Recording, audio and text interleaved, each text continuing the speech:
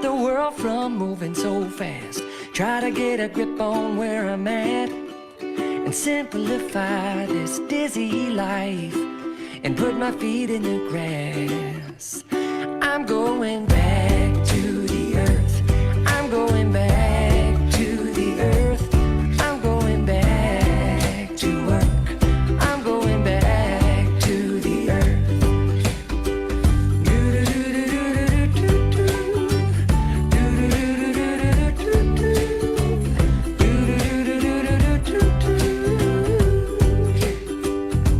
The only explanation for a high rise must be that everybody wants to get high and move on up to a deluxe apartment in the sky. Well, the higher we go, the taller we grow.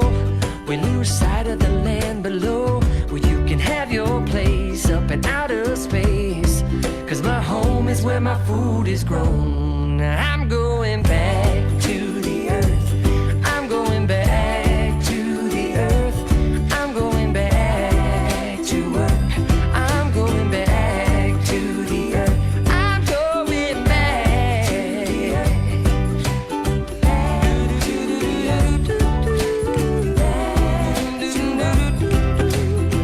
All right, let's get Jurassic on this bridge. We are animals. We are animals. We are wild. We are wild. Started with emotion at the bottom of the ocean. Now we're swinging from the tops of the trees. Oh, we are animals. We are animals. We are wild. We are wild. And to truly be forgiven, we must all get back to living with the land in harmony. I'm going back to the earth. I'm going back to the earth. I'm going back to work. I'm going back to the earth. I'm going back. I'm going back to work. I'm going back to two more times around.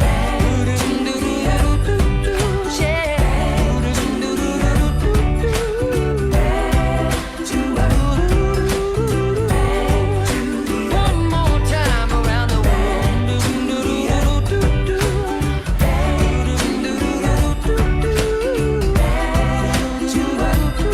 Here it comes.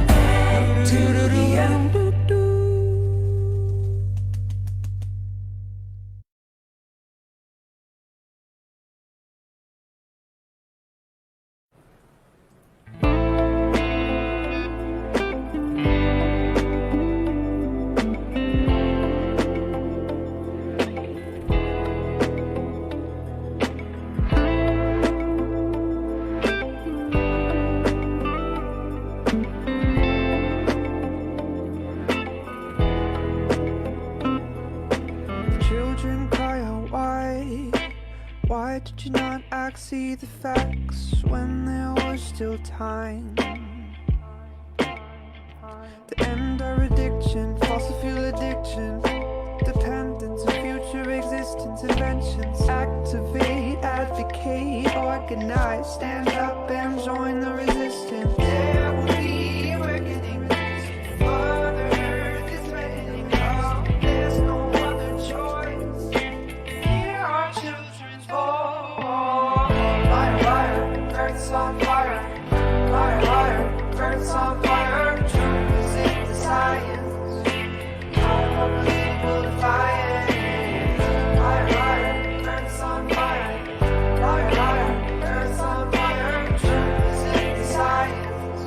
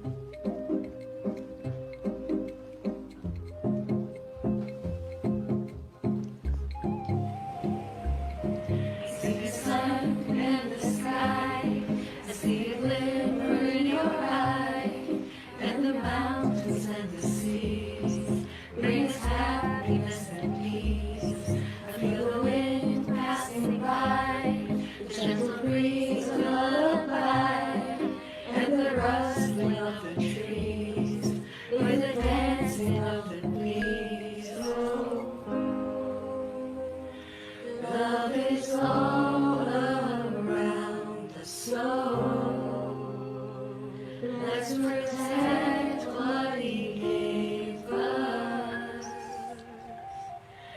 And see the stars in the night, and their beaming glow so bright, and the moon that guides us all when we take an evening stroll. As we lie in bed tonight, I pray that all will be alright. Soon the birds will start to sing, hope and joyfulness they bring. Ooh, love is all around, so let's protect what he gave us. Da da da da da.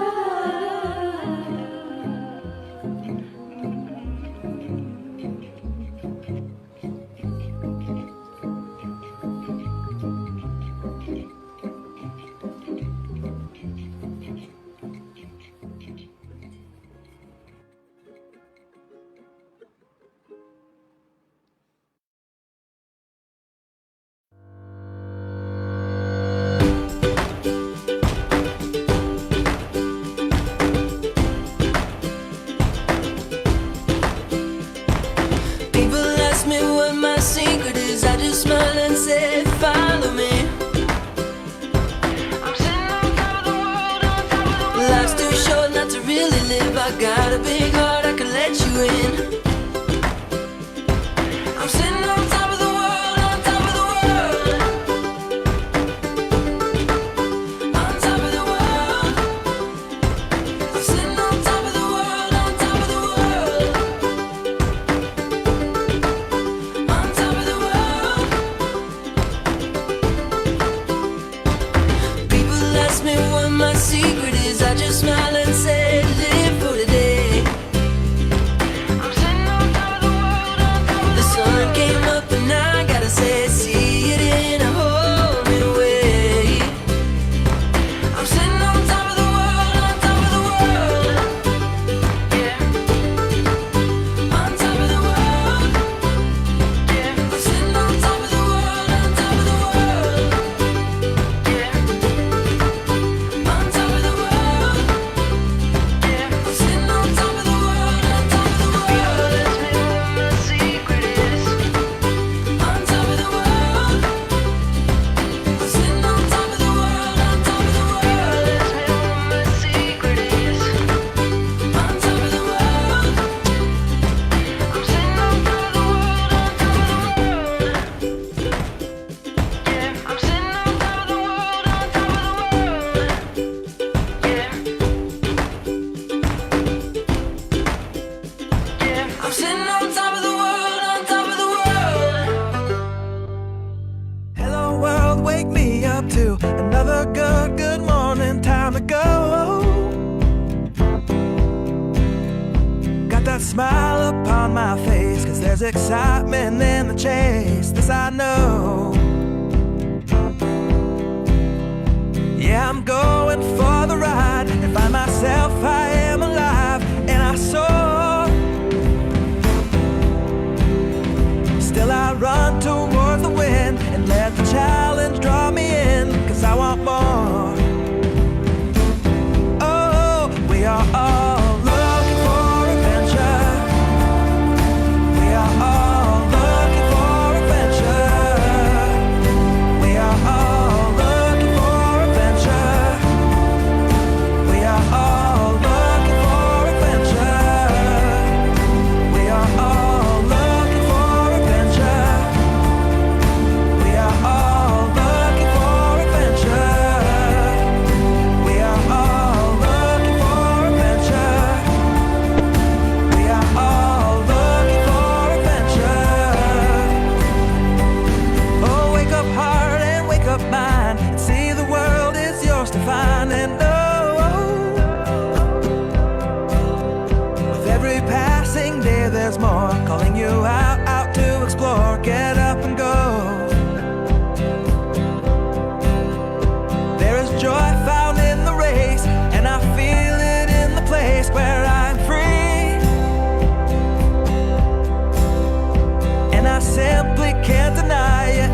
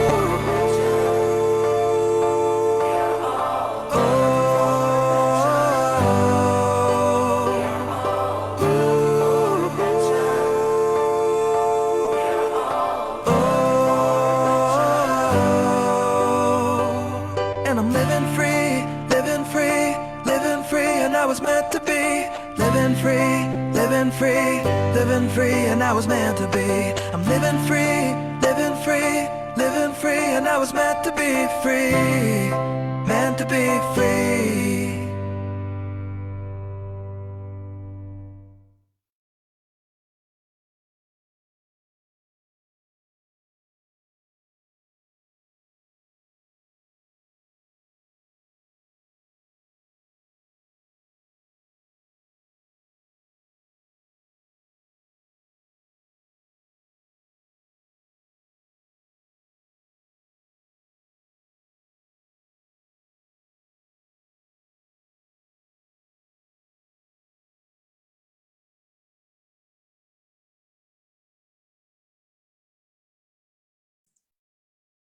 Ayan, isang makakalikasang hapon po sa ating mga climate reality leaders at sa lahat ng nanonood sa atin live sa ating Facebook page. Ako po si Amy Oliveros, isang climate reality leader at kalusukulukuyang Luzon coordinator ng The Climate Reality Project Philippines. Ako po ang inyong host ngayong hapon para sa ika-13 episode ng ating Klimatotohanan webcast na pinamagatang Trickling the Power Down Across the Regions, How to Make the Renewable Energy Transition Equitable. Sa title pa lang, alam na po natin na isang napapanahong issue na naman ang tatalakayin natin ngayong hapon na ito. Just last Monday, kung nabasa niyo po, diba, the Intergovernmental Panel of Climate Change or the IPCC, the world's leading body assessing the science of climate change, has released a new report saying that we're on track to pass the 1.5 degrees Celsius of warming sooner than expected. At saka, very alarming po yan, especially po sa atin na isang climate vulnerable developing country kagaya ng Pilipinas. According to the report, for 1.5 degrees Celsius of global warming, there will be increasing heat waves, longer warm seasons and shorter cold seasons po.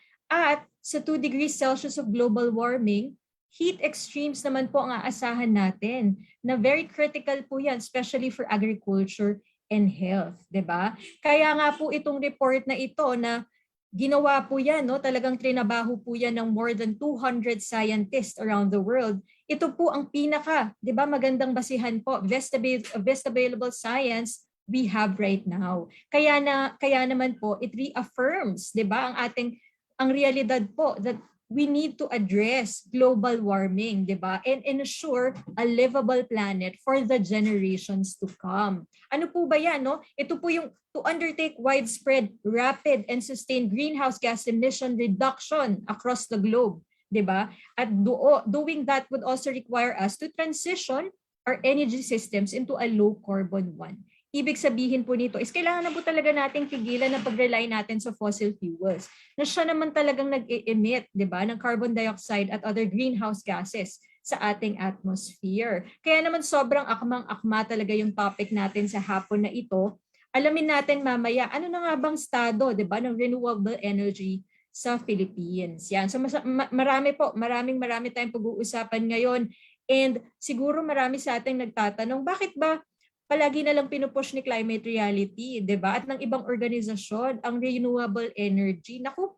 Alam nyo po, it's very, very important and it's true that the developed country must lead the massive reduction of greenhouse gas emissions. Nasa Paris Agreement po yan, 'di ba? Yan po yung tinatawag na common but differentiated responsibilities na prinsipyo. At ayon nga po sa agreement na ito, ang mga developing countries kagaya ng Pilipinas ay may leeway po on their emissions reduction. But, 'di ba, may malaking but po 'yan. But this does not mean that we won't transform our economic system into a low carbon and more sustainable one. Kaya if we continue on with BAU or sabi nga nating business as usual, just because we don't emit enough, 'di ba, we will still shoulder the terrible burden of climate change twice, 'di ba? So we have to bear its impacts, 'di ba? And syempre mami-miss out po natin yung global transformation process, 'di ba? Kaya remember po, tandaan natin that the large and growing portion of the actions needed to contain climate change are socially beneficial. Kaya climate action undertaken today will increase the overall welfare of the countries to take them earlier than others. Kaya in other words, mas magiging mabuti po para sa ating ekonomiya, sa ating kalusugan, at syempre po sa ating kapaligiran if we pursue a just transition to a low carbon economy now, 'di ba? Now na po rather than later, 'di ba? Kaya siguro po, sa dami na nang nasabi ko dito, no, sobrang dami ko na pong nakwento sa inyo. Naku, mamaya antayin nyo pa po yung balitaktakan natin with our amazing group of speakers. No? Ngayong buwan po, talagang pag-uusapan natin yan. Paulit-ulit natin pag-uusapan yan. Dahil kung hindi nyo po alam, mga kapatid, no, this month is National Electrification Awareness Month. Okay. So magkakaroon po tayo ng two-part Klimatotohanan episode. Ang una po today, no, itatakal natin yung regional and local views on the goal of Philippines to accelerate the just transition to a low-carbon energy sector. So today, yan po yung pag-uusapan natin, 'di ba? But bago ang lahat po, no, gaya po ng mga nauna nating mga Klimatotohanan episode, syempre, gusto nating mamigay ngayon ng mga certificates. Nakita ko na nag-check na ako kanina sa Facebook. No? Ang pwede nyo pong gawin sa ngayon is i-comment lang po ang inyong mga pangalan sa ating Facebook post. Ngayon po, no, live tayo sa Facebook. Pwede nyo rin naman pong lagyan ng konting greeting yan. No? Example, ako po, I'm Amy, I'm from Paranaque. So hi, hello lang tayo. Baka ma-shout out po kayo. And mamaya po, no, kailangan nyo lang pong sagutan ang ating feedback form pagkatapos ng ating episode. At follow lang natin yung instructions kung paano siya isasubmit. So alam ko medyo marami na yatang sumasagot ngayon, no? Medyo interested at excited akong basahin yan later on. So I guess we can start, no? Mukhang interested na ako, excited na ako talagang kausapin at kilalanin ng ating mga speakers for this afternoon. Ayan, simulan na lang natin, no? Simulan natin sa ating first speaker. Ayan, ang ating first speaker is currently a supervising science research specialist at the Department of Energy. She is a licensed environmental planner and teacher.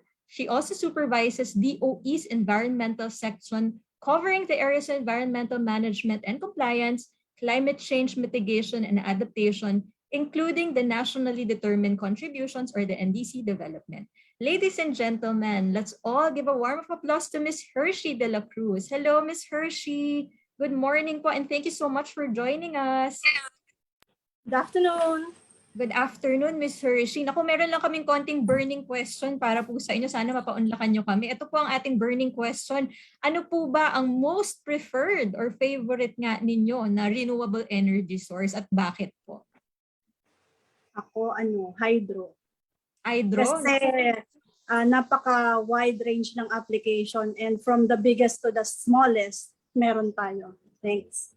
Thank you so much for that. Naku, hydro, number one. 1 point na si hydro. Thank you so much, Ms. Hershey. I look forward to talking to you later on. Naku, si Ms. Hershey is from the DOE's Central Office, di ba? But since we want to get regional context of our clean energy transition today, our next three speakers will represent, of course, the three island regions of the Philippines. Representing Luzon, our next speaker is Director for Luzon Field Office of the DOE.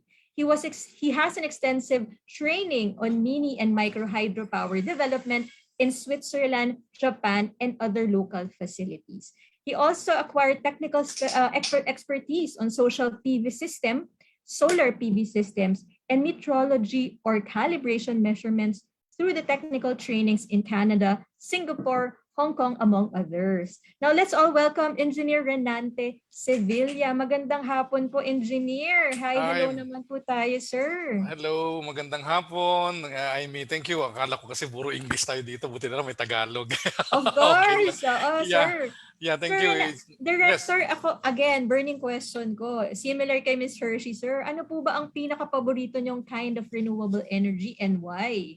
To be honest with you, maging bias ako kasi we are the original po ng hydro group sa DOE. So basically po, hydro talaga po din ang aking. Hydro? Naku, Yes. Malakas ang power ni hydro. 2 points na siya ngayon. Opo. Thank Tama po yung you. sinabi ni Ma'am Hershey na in all applications, sa maliit, sa malaki, talagang meron po tayong potential around the country. So po, Thank you for that, Director. Yes. Excited ako to hear from you later on. So Yes, balikan ma'am. Yes, natin ma'am. yan, sir. Okay, ha? thank you. Excited ako dyan. Thank you and welcome to our show this afternoon. Our next speaker is the Chief Science Research Specialist of the Energy Resource Development and Utilization Division of the DOE Visayas Field Office. She has worked with various international foreign funding agencies on the implementation of various rural electrification projects using renewable energy systems.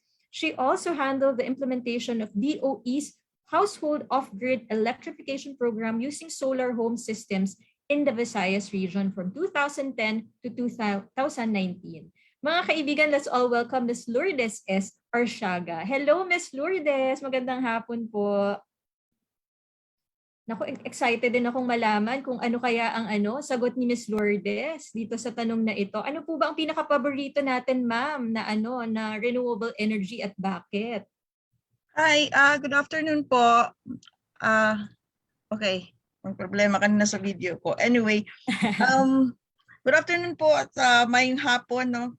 Gikan diri sa amoa sa Cebu. Mayong hapon sa tanan. Good afternoon. So, I'm Lou Arciaga from the Visayas Field Office. And ano po yung tanong mo, Ma'am Amy? Ano po ba ang paborito ninyong renewable energy at bakit? Okay. Well, ako, siguro, I'm a water person, pero when it comes to renewable energy, yung pinaka-paborito ko talaga is solar, no? Solar energy. Why? It's because it's available anywhere, kahit saan. So talking of equity, ito talaga yung pinaka-equitable na and it can be used by anybody, no?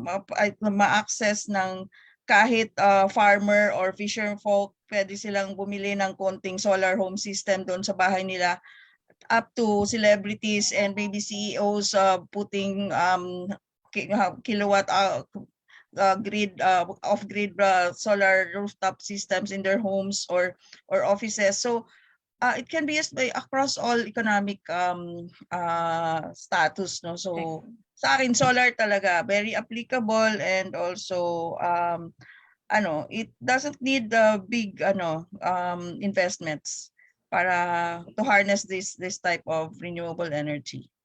Yan po. Thank you so much, Ms. Lourdes. Okay, so 2 points hydro, 1 point solar. Maraming salamat, Ms. Lourdes.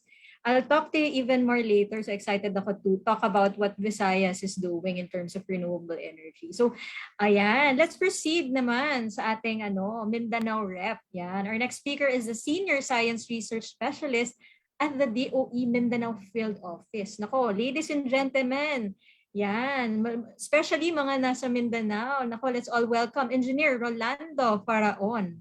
Magandang hapon po, Engineer Rolando. How are you, magandang sir? hapon. Mabuhay. Sir, kumusta naman po kayo dyan sa Mindanao? Okay Nasaan naman kayo ngayon, sir? Nasa bahay.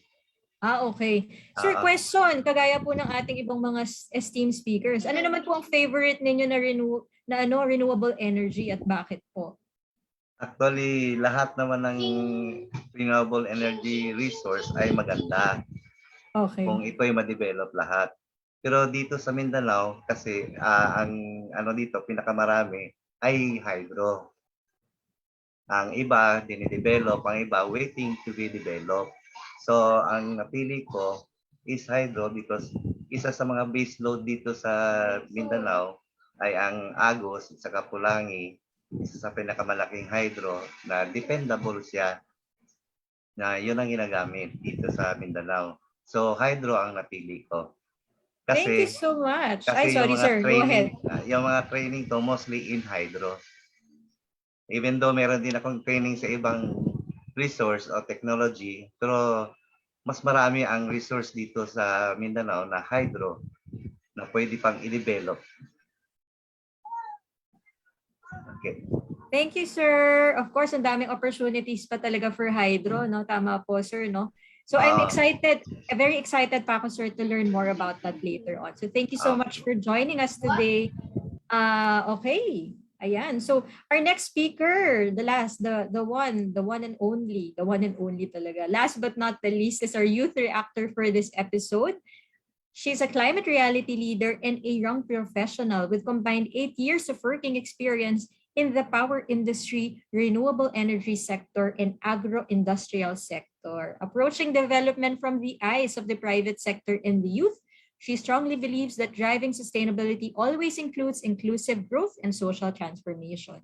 We're very happy to have you here with us, Miss Genellie Rose Antonio. Hi, Genellie. Good afternoon. Hi, Amy. Good afternoon. You can call me Jen. Yeah, for sure. Jen, okay. Good afternoon, Jen. Again, ako, same dun sa afternoon, ating mga everyone. ibang speaker, di ba? Same sa ating speaker. Ano ba ang favorite kind mo of renewable energy at bakit kaya?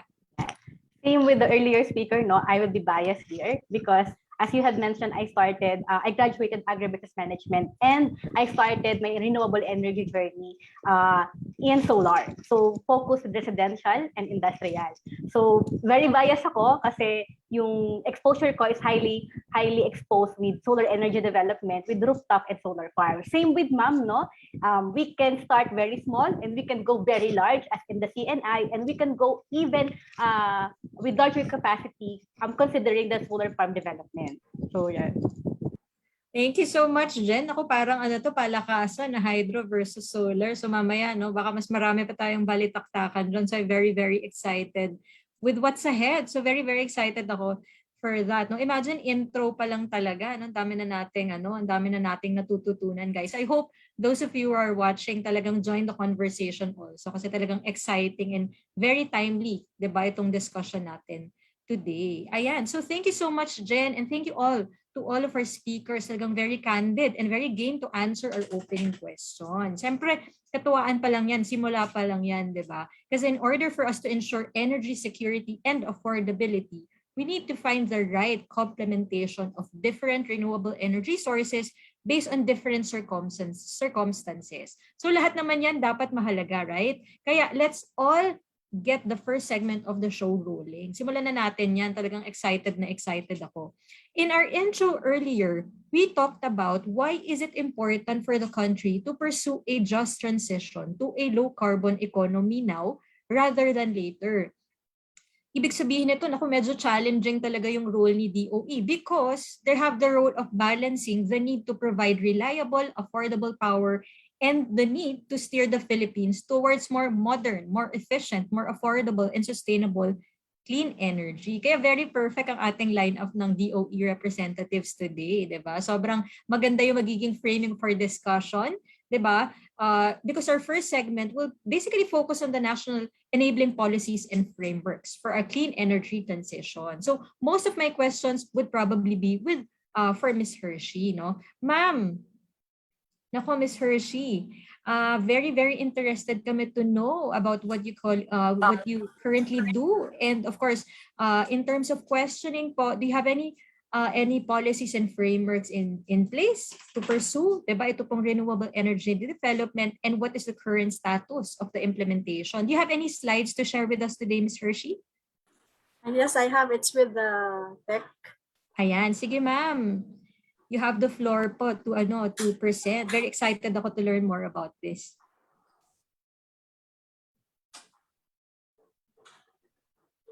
Yan, sige ma'am, you're free to speak up po para you can take over po para we can have this this discussion about your portion po. Okay, good afternoon to all of you. Sana I can do justice to the topic that has been assigned to me. Actually, initially, my topic was only the discussion on NDC, but since Director Mylene has another important activity today, so I'll be taking over her topic also, which is on renewable energy.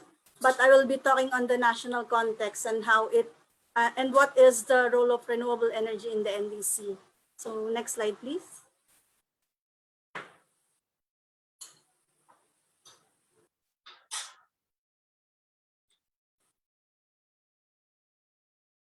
Next, please. So I will be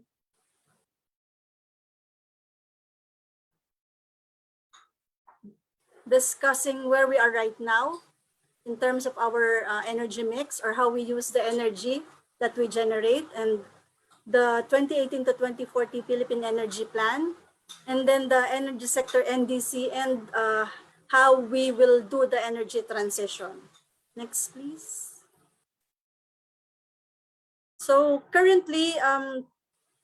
we actually use around 34.3% of renewable energy in our energy mix. And then we also use 30% coal. So hindi totoo na mas marami pa rin yung coal, ha? Marami na yung renewable energy. And then we have 5.8% natural gas and 29.0 oil in the total primary energy supply. So in terms of indigenous and imported, in 2019, 51.4% is actually imported, indigenous, or we produce it here in the country. This includes oil, natural gas, coal, and renewables. So ano ba yung ini-import natin? That's the oil and its oil products, and then yung imported coal for the power generation and other industries. Next, please. So we now move to the Philippine Energy Plan and its scenarios. So when we came up with the 2018 to 2040 Philippine Energy Plan, we actually used the NEDA GDP projections, but these numbers are prior. Please take note that these numbers are prior to the COVID pandemic. And then the population growth rates and the OPEC oil prices. The base year is 2018, and we have two scenarios, the business as usual or the reference scenario, where it takes into account all the existing policies and measures, specifically on biofuels, APEC and ASEAN aspirational targets on renewable energy and energy intensity or energy efficiency. So sa business as usual pa lang, ini-incorporate na natin yung RE targets natin. And then the clean energy scenario is actually an enhancement or the BAU plus additional programs on alternative transport, renewable energy, natural gas use in other sectors. We see natural gas as our transition fuel from coal to natural gas and then going to renewable energy. And then we have also the enhanced energy efficiency, given that we just passed the Energy Efficiency and Conservation Act. And of course, we're also put some areas for emerging technologies. These emerging technologies could be in the form of hydrogen, ocean thermal energy technology. So yung mga developing pa lang and hindi pa ginagamit dito sa bansa natin. So next, we actually projected energy supply and demand. So for energy demand, all sectors have increased aggregate growth rates.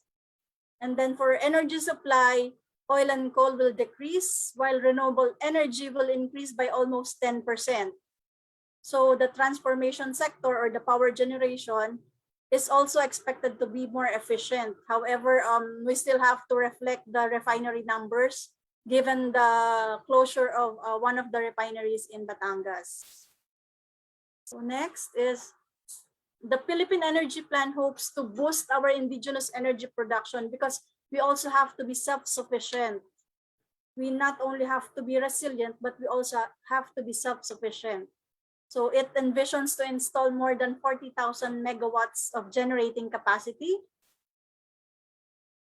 and promote investments. Also, the role of consumers is an important element given that energy efficiency and conservation is always lodged on the users or the consumers.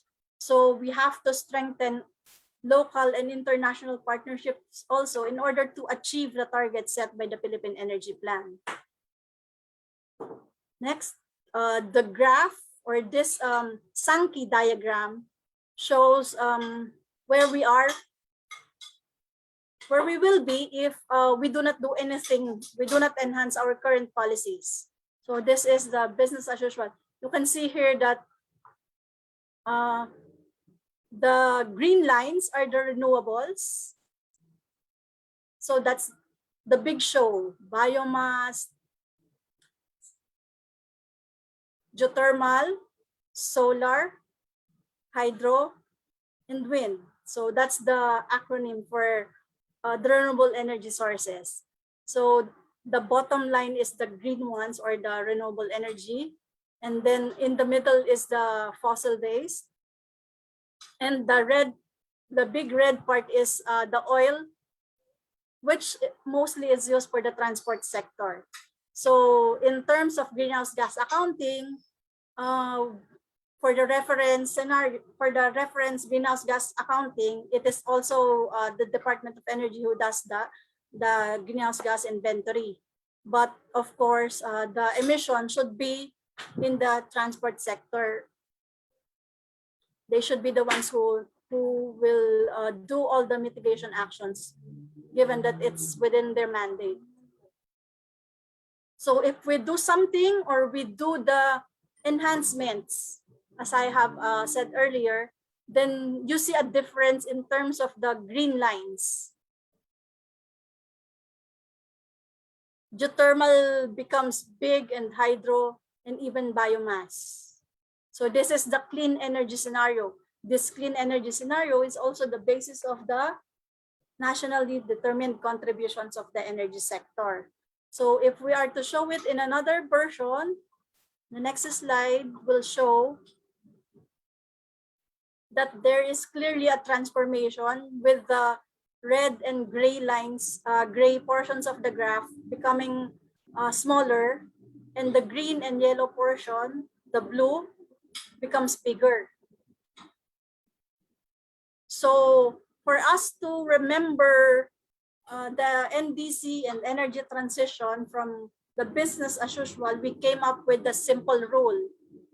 It is the business as usual, or the BAU, of oil, coal, nat gas, RE, energy efficiency, and energy resiliency, plus the enhanced policies and measures on energy efficiency, renewable energy, other emerging technologies, the implementation of ICT, or information communication and technology, and then enhanced energy resilient implementation of the energy resiliency policy, then that is the clean energy scenario. So for the NDC numbers, so the 2010 is actual greenhouse gas emissions from the energy sector. This excludes the numbers from the transport sector. So you can see here that the biggest chunk is really in the electricity generation. And that's where you also see the biggest difference. You look at the total numbers. So from the 3,241 million tons CO2 equivalent, it will go down to 2,787. So that is because we removed almost all of the indicative coal in the power generation mix and made it into renewable energy. So that's equivalent from 2020 to 2030, that's an equivalent reduction of 2.8%. And from 2020 to 2040, a reduction of 12.3%. So bakit mababa lang siya doon sa 2020 to 2030? Kasi medyo matagal ang gestation or ang pagtatayo ng renewable energy kumpara sa mga fossil-based fuel na power projects. Ang isa pa is meron pa kasing mga committed projects na hanggang 2025 na fossil-based. So hindi yun pwedeng basta tanggalin sa mix ni DOE kasi meron na yung mga significant investments din. So for the Department of Energy, the pursuit of the energy sector NDC targets should result in energy security, reliability, energy access, and affordability of energy products and services. We always emphasize na ang NDC should not result in increased prices of energy products and services. Dapat mas mapababa pa niya ang ating mga binabayarang elektrisidad at fuels. So next, in order to really transform and to put into emphasis the clean energy scenario, so you see here, we will have to implement 45,000, more than 45,000 megawatts of additional RE capacity from 2020 to 2040.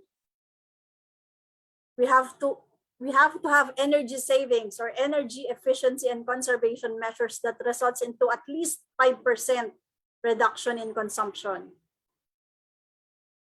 It is important for us to assess the baseline of our energy efficiency indicators, increase natural gas consumption in power generation and other sectors. So kanina sinabi ko yung natural gas is our transition fuel. And the entry of new and emerging technologies, tinitingnan natin ito kasi sa other countries, meron na silang mga ginagamit na ng mga hydrogen, fuel cell, mga tidal, yung mga floating solar and yung mga offshore wind. Dito sa atin wala pa. So kailangan din natin yun para mas mapabilis natin yung pagpasok ng RE and mas efficient na technology dito sa ating power sector. And even sa end use. So in terms of adaptation naman, we have to conduct vulnerability assessments of our energy systems and infrastructures. We have done some, or we have implemented and done some policies, and of course, one of the key is the moratorium on greenfield coal-fired power projects. So what does this mean? This means that no new coal power plants can be put up in the indicative list of power projects. But of course, those that have been committed, meron ng mga ECC yan, and nasa initial phase of implementation na, and there has been significant investments, we cannot stop that. And also, they have been committed prior to the moratorium. So, but we have looked at the numbers, and for Luzon, until 2005, and then merong isang project na 2008 siya papasok or 2009. For Visayas and Mindanao, hanggang 2005 lang ang committed na coal projects. We have also opened up foreign investment participation for large-scale geothermal development. So bakit? Kasi napakamahal mag-explore ng geothermal. Yung isang well pa lang niya before would cost more than 25 million US dollars. Tapos hindi ka pa sure kung meron kang matatap na geothermal steam to produce enough electricity to recover that investment. So, kailangan natin ng maraming investment. Yan ang isa talagang key challenge sa renewable energy. And then we have to maximize natural gas and explore other potential energy sources. So these are the details of the policies and measures that I have outlined. So kanina na-discuss ko na naman to, but ang importante dito sa slide na to is that yung energy efficiency talaga is a major driver para mag-reduce tayo ng emissions. Kasi yung energy efficiency, hindi lang siya dun sa power plant. From the moment we produce energy hanggang sa paggamit natin as consumers, may energy efficiency component yan. Even yung mga transmission and distribution lines, may energy efficiency component doon. So, critical yon. And tayo as consumers, kailangan mag-practice din tayo ng energy efficiency and conservation. We have to make energy efficiency and conservation as our way of life. So, for renewable energy, ito yung targets. So, yung NREP, yung National Renewable Energy Program, sets RE share to 35% in the power generation mix by 30%. And kung magtutuloy-tuloy yon at ma-enhance pa natin, yung full implementation lang ng RPS or the Renewable Portfolio Standards na dapat i-implement ng distribution utilities alone, magkakaroon pa tayo ng additional 6.3 reduction ng greenhouse gas emissions avoidance, and then additional 10% by 2040. So critical talaga yung role ng RE in reducing our greenhouse gas emissions. So these are the potential capacities as outlined in the 25 RE zones, competitive RE zones, or CRES as we say. Yung details nito, yung tatlong field offices na lang ang mag-discuss. And then next is yung emerging technologies. So we're looking at implementing at least 1,200 megawatts from other emerging technologies by 2040. Para talaga magkaroon tayo ng reduction. And of course, we have to implement yung information communication technology. So yung smart grid and smart homes. So dito critical, dito pumapasok yung energy efficiency. Ito yung pag pumunta ka sa hotel, di ba? Yung meron kang card, pagpasok mo sa room, lalagay mo sa slot yung card para mag-turn on lahat ng electronics. So, pwede rin yung gawin sa bahay using your cell phone. So, and then sa grid naman, ang implementation nun is mas efficient na pagpili ng resources na gagamitin or ipapadala sa mga end users. So, yung ICT talaga kahit kumukonsumo siya ng kuryente, meron din rin siyang role. Kasi di ba pag lumabas ka ulit doon sa hotel, kailangan mo yung card key mo para ka makapasok, di ba? Although yung iba dyan, dinadaya yun. Gumagamit ng credit card or ng kung anong ID para susuksok para pagbalik sa kwarto malamig. Pero in fact, ang nun is to implement energy efficiency. Dahil walang tao sa kwarto, hindi kailangan may gagamit pa ng kuryente. Next, policies and measures is on the implementation of energy resiliency policy.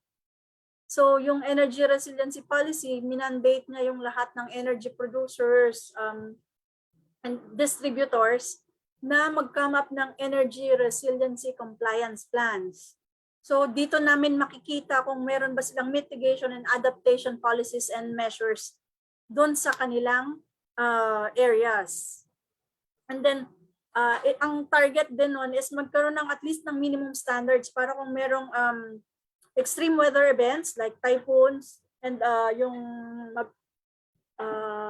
flooding or sea level rise and even drought, makikita namin kung may magiging impact ba dun sa energy infrastructures and facilities. And kailangan makita din namin ano ba yung ini-implement ngayon na minimum standards. Kasi sa ngayon, wala tayong nakaset na minimum standards on resiliency. Yung DPWH, may ginawa na siya for DepEd, pero for energy facilities, wala pa tayong ganong na-adapt. So yun yung with our project na currently in-implement, yun yung isang target namin na ma-achieve. So yung critical na sinishare namin, kaya kami nandito ngayon to share with you yung knowledge namin is para at least maging aware. Hindi lang kami na nasa Department of Energy, pati kayo as na nasa private sector and especially the youth na malaman yung ano ba yung pwede nyong gawin as an individual to achieve energy transition through energy efficiency and yung power of choice. As a consumer, ano yung choice mo na source of power and even fuels. So next, so our secretary has always been advocating climate justice, adaptation, and resilience. Bakit? Kasi yung energy sector, although we are one of the biggest emitters sa Philippines, pero yung country natin, napakaliit ng contribution niya worldwide ng emissions. We are contributing 1/3 of 1% to the total to the total greenhouse gases emitted ng buong mundo, ng lahat ng bansa. Pero nandito sa Pilipinas, itong bansa natin ang isa sa pinaka-vulnerable or severely affected by climate change. Kaya, and yung energy sector, hindi siya spared dun sa impacts. Kaya, importante na ini-implement talaga natin yung Build Back Better principle in reconstructing, and we have to really strengthen yung energy facilities kasi, di ba, napaka-critical ng role ng energy sector sa economic activity ng ating bansa. So, syempre, pagka walang kuryente, paano tayo magmi-meeting ng ganito? Yung mga naka-online schooling, yung mga call center, yung mga industries, paano yung mga factories. Talagang critical yung role niya. So, we have to say na hindi tayo instigator but we are affected. So, climate justice, yung common but differentiated responsibilities. Pero hindi tayo umiiwas sa responsibility natin as a global citizen. Kaya may ginagawa pa rin tayo as a country. Although, within our own strengths and within our own capacity. Ngayon, kung gusto ng ibang bansa na mas madagdagan pa natin ang ating ginagawa, and then they have to do their share. They have to give us capacity building, technology, and more importantly, investments. So, to realize the energy transition, we really have to recalibrate our existing policies and measures. Next slide, please.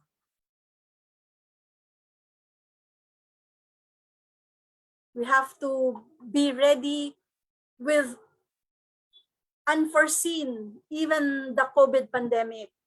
Kasi yung COVID pandemic na-shift niya or na-transform niya yung energy demand eh.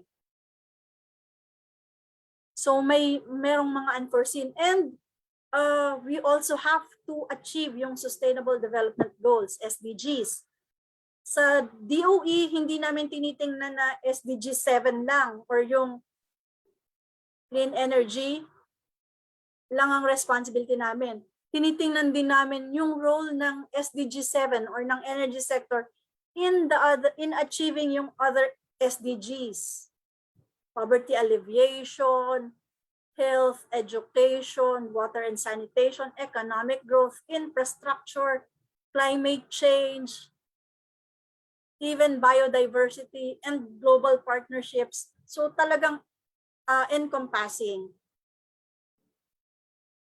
Next is, kaya rin kami nandito ngayon. We have to have consumer participation.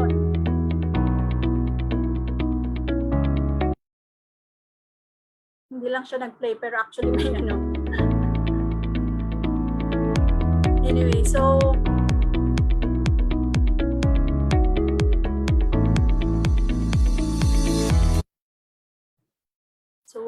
i-power mo, disseminates timely information on safety, security, and consumer choice. I-safety mo, i-secure mo, i-discarte mo. Energy ability, to make energy efficiency and utilization of RE and other advanced technologies a way of life. We have the energy ability, we can do it.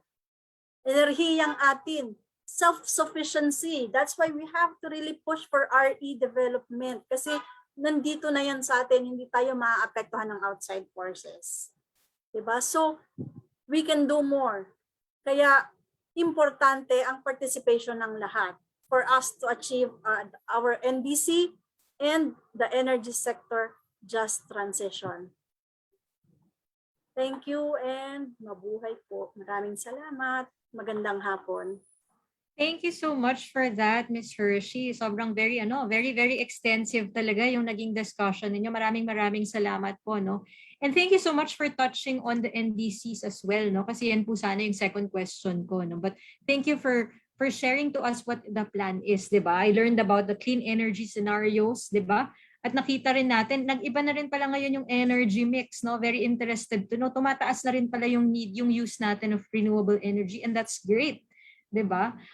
And hopefully, no, mas malesen pa talaga yung yung mga fossil fuel use, of course, 'di ba? Yung gumagamit ng fossil fuels, because of course, alam naman po natin how that impacts the climate.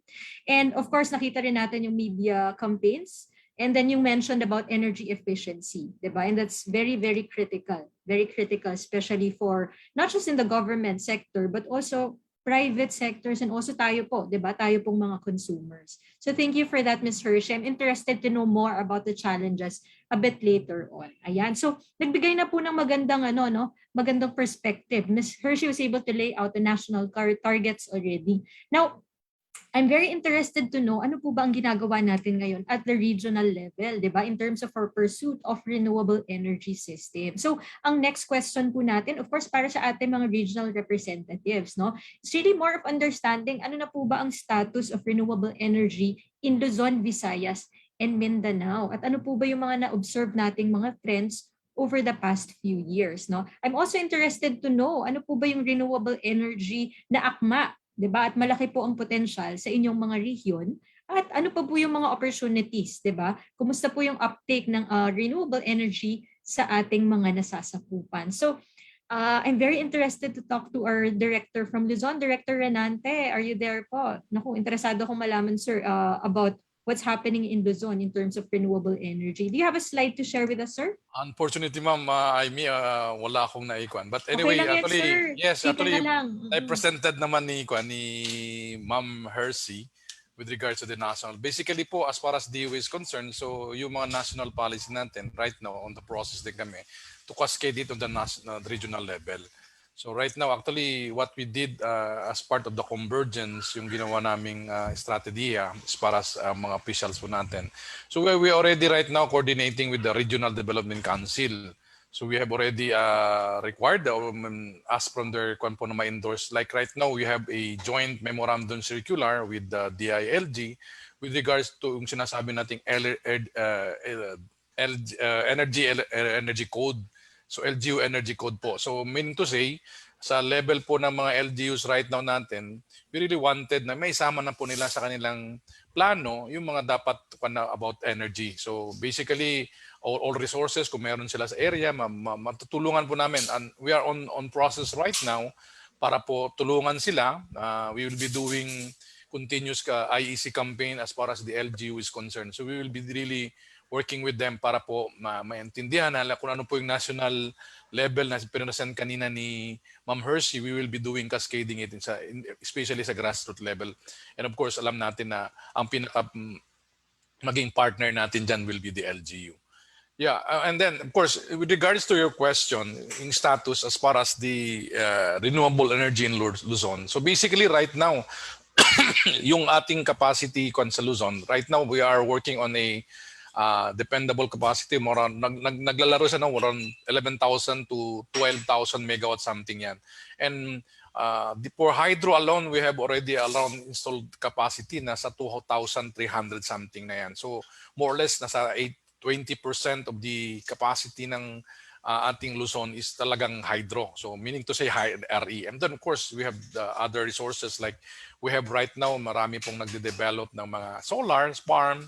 So meron tayong mga, of course, the biomass na meron ding, because of, alam naman natin, especially dito sa Luzon, we have the rice gunnery in Nueva Ecija. So yung mga rice kanila ay nagagamit natin to convert to power generation. And yeah, so the trend right now, basically, yung sabi nga ni Kwan, ang challenge really will have to develop pa yung mga renewable natin. As far as Luzon area is concerned, kung tutusin, nandito po kasi ang vast potential hydro pa rin kasi we have a lot of mountainous dito. So yung mga factors with regards to the development of hydropower, so yun isa yan yung sinasabi nating head, the technical term. This is they say it on a layman term, yung difference of elevation between an elevation and then the one. So yan ang mga factor na talagang makapag-generate ka na malaki. And of course, plus the resource, yung water. So dito sa Luzon, so alam naman natin talagang mountainous, especially itong northern Luzon area natin. So talagang marami pa. So as far as our records concerned, so we have for mini hydro alone, meron na tayong mga indicative capacity around 265 megawatt. For mini hydro lang po yan. So there are a lot of potential pa na pwedeng i-develop, especially for hydro. So, and what type of energy? Basically, as I have mentioned, so talagang hydro, no? Hindi naman sa naging bias po kasi yours truly coming from the hydro. And as far as the especially sa car, yung ating Cordillera Autonomous Region, ang number one pa nila right now priority, especially sa infrastructure development nila, will be the hydropower development. So yun ang, as part I have attended their Regional Development Council. So ang isa sa gusto nilang ma-explore talaga, ma-develop, will be the hydropower resources nila dito. And of course, right now, there are yung mga new currently developed, we have reported actually ongoing po yung mga drilling for geothermal resource naman sa Kalinga. So again, car area pa rin siya. So there are a lot of also potentials na sinasabi. Although ang hamon, as mentioned by my colleague presented earlier, yung challenge kasi dun talaga will be the financing, no? Kasi so far, although there are ongoing discussion also na right now, especially kung how we will going to mitigate po yung issue on especially during the drilling, kasi wala pang kasiguraduhan kung talagang mayroong potential yung area, and then yet you have already invested a lot. So hindi naman ganun kadali when you invest doing the drilling. So malaking amount of money din ang involved dyan. And of course, for the challenges actually, or nasabing barriers, initially ang nakita namin dito right now will be the investment kwan talaga, yung financing. So isa yan sa malaking kwan natin for our potential investor to really dig in kung paano po yung makakuha, no? And even right now will be the challenge also yung how attractive, yung especially sa issue on the PPA, yung power purchase agreement o PSA na sinasabi. So, and of course, right now we just have some doon, hindi naman natin masabing issues talaga kasi as far as development, especially doon sa hydro, I believe you have heard this news na nangyari na mayroong 3 mga hydropower plant, mini hydropower in particular na pahinto o pinahinto po ng ating counterpart na mga government agencies like the NCIP. So medyo may konting lang po doon, especially parang internal ko lang naman dahil yung pagkakaintindi nila sa batas. So now we have a lot of new policies na gusto nating ipakondin sa ating mga stakeholders. So medyo nagkaroon lang konting, but right now it was resolved. So operational na rin po, back to operation na po yung ating mga hydro na pinahinto. So these are actually the mga trends, yung as far as the RE development is concerned dito sa Luzon po. Thank you, ma'am. Thank you, sir. Thank you, Director Renante. Just a question, sir. Meron akong nabasang question, I think, sa Facebook group natin. There's a question here, sir. Is there a possibility daw po for the Bataan? Kasi na-mention niyo, sir, kanina yung geothermal, di ba? And that, sabi din ni Ms. Hershey kanina, it's a bit expensive when you talk about geothermal, no? Mm-hmm. Nagtatanong, sir, is there a possibility daw for the Bataan geothermal plant to restore or to be brought to operations po? Bataan geothermal man o Bataan nuclear? Can we be corrected? Oo nga, no? Ang alam ko nga naman, sir. Nuclear. Nuclear, oo. Mukhang mali po yung Facebook comment. Thank you so much for the question. Yes, ma'am. Nuclear. So actually, mas magandang sumagot yan actually yung aming planning si Ma'am Mercy. But ayan, maganda. Personally, ma'am, I have like, on my personal point of view, they were already on process kasi right now as far as DOE, we have actually before we have a NEPU, yung inter-DOE lang na parang committee po ito binuo to look into that potential po ng ating mga nuclear resource. So ang ngayon it was parang an upgrade na, ma'am, naging interagency na siya. So napapag-usapan pa rin yan. So ongoing po yung discussion on that how we're going. Kasi ang gusto naman as far as DOE is concerned, we really wanted to kung may develop natin yan, make sure maging clear po. Yung maiwasan na natin yung before na scenario na mayroong mga opposition dahil because of environmental po natin concern. So basically, kaya nga po as far as the EU is concerned, I believe sinisigurado na natin na maayos muna natin kung ano yung mga issues na nandyan. Na currently, although technically sinasabi nga natin na medyo masakit man sabihin kasi yung mga nandyan po na existing na installation, ma'am, baka hindi pa po tayo na sinilang, medyo nakuha na yan. So masabi they're terming it, ma'am, as obsolete na dahil so far, yung ang counterpart niya, yung Korea, yun na yung mga iba nating kumbaga sa right now there are new technologies as far as I think the nuclear. So may mga sinasabing compact type itong mga bagong technology na that can be considered also. So far right now ongoing po. I believe ongoing po yung discussion on that po. Para po maging maayos lang po lahat, hindi na po maulit po yung na sayang po na investment, sinasabi nga natin naging white elephant siya na malaking investment na binigay kaso hindi natin nagamit. So as far as DU is concerned, I believe gusto natin ayusin na po muna. I-lay down natin na maganda po yung foundation para po pag mag-implement tayo ng ganyang klaseng technology ay maayos na po. Thank you po. Thank you for the question.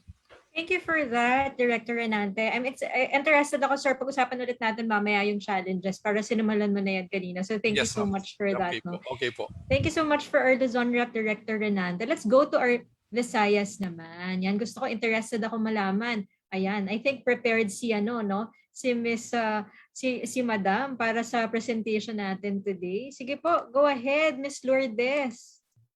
Hi, Miss Amy. Okay, meron akong presentation, so i-share ko lang po. Sandali.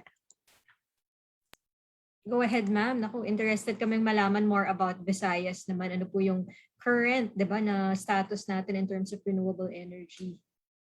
Makita niyo ba po yung presentation?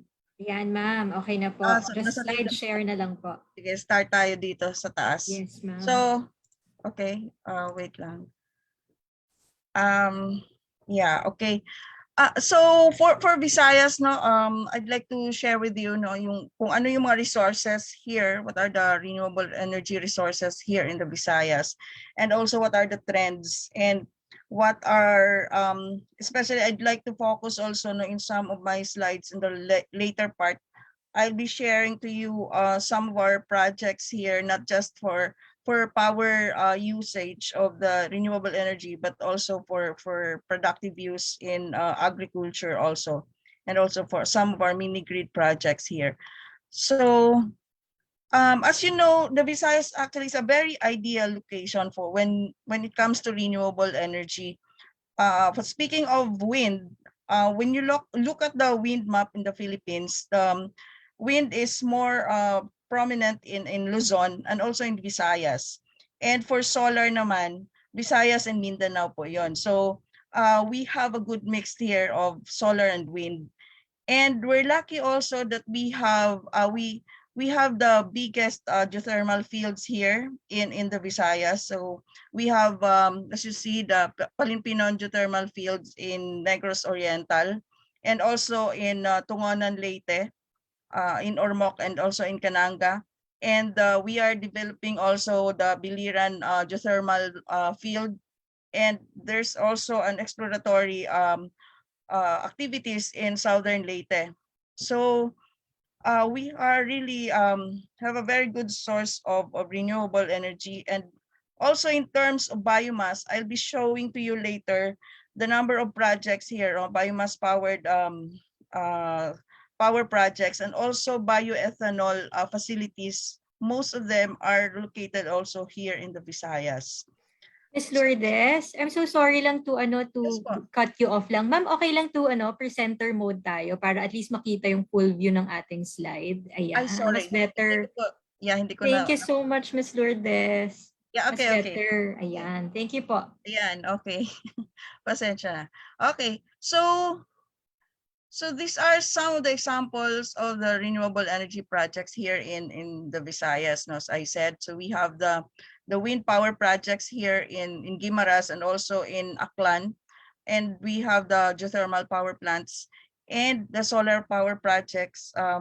Most of the solar power projects in the Philippines actually are located in the Visayas, particularly in Negros Island. So more or less we have about 300 megawatts of solar power power plants, solar farms here in Negros.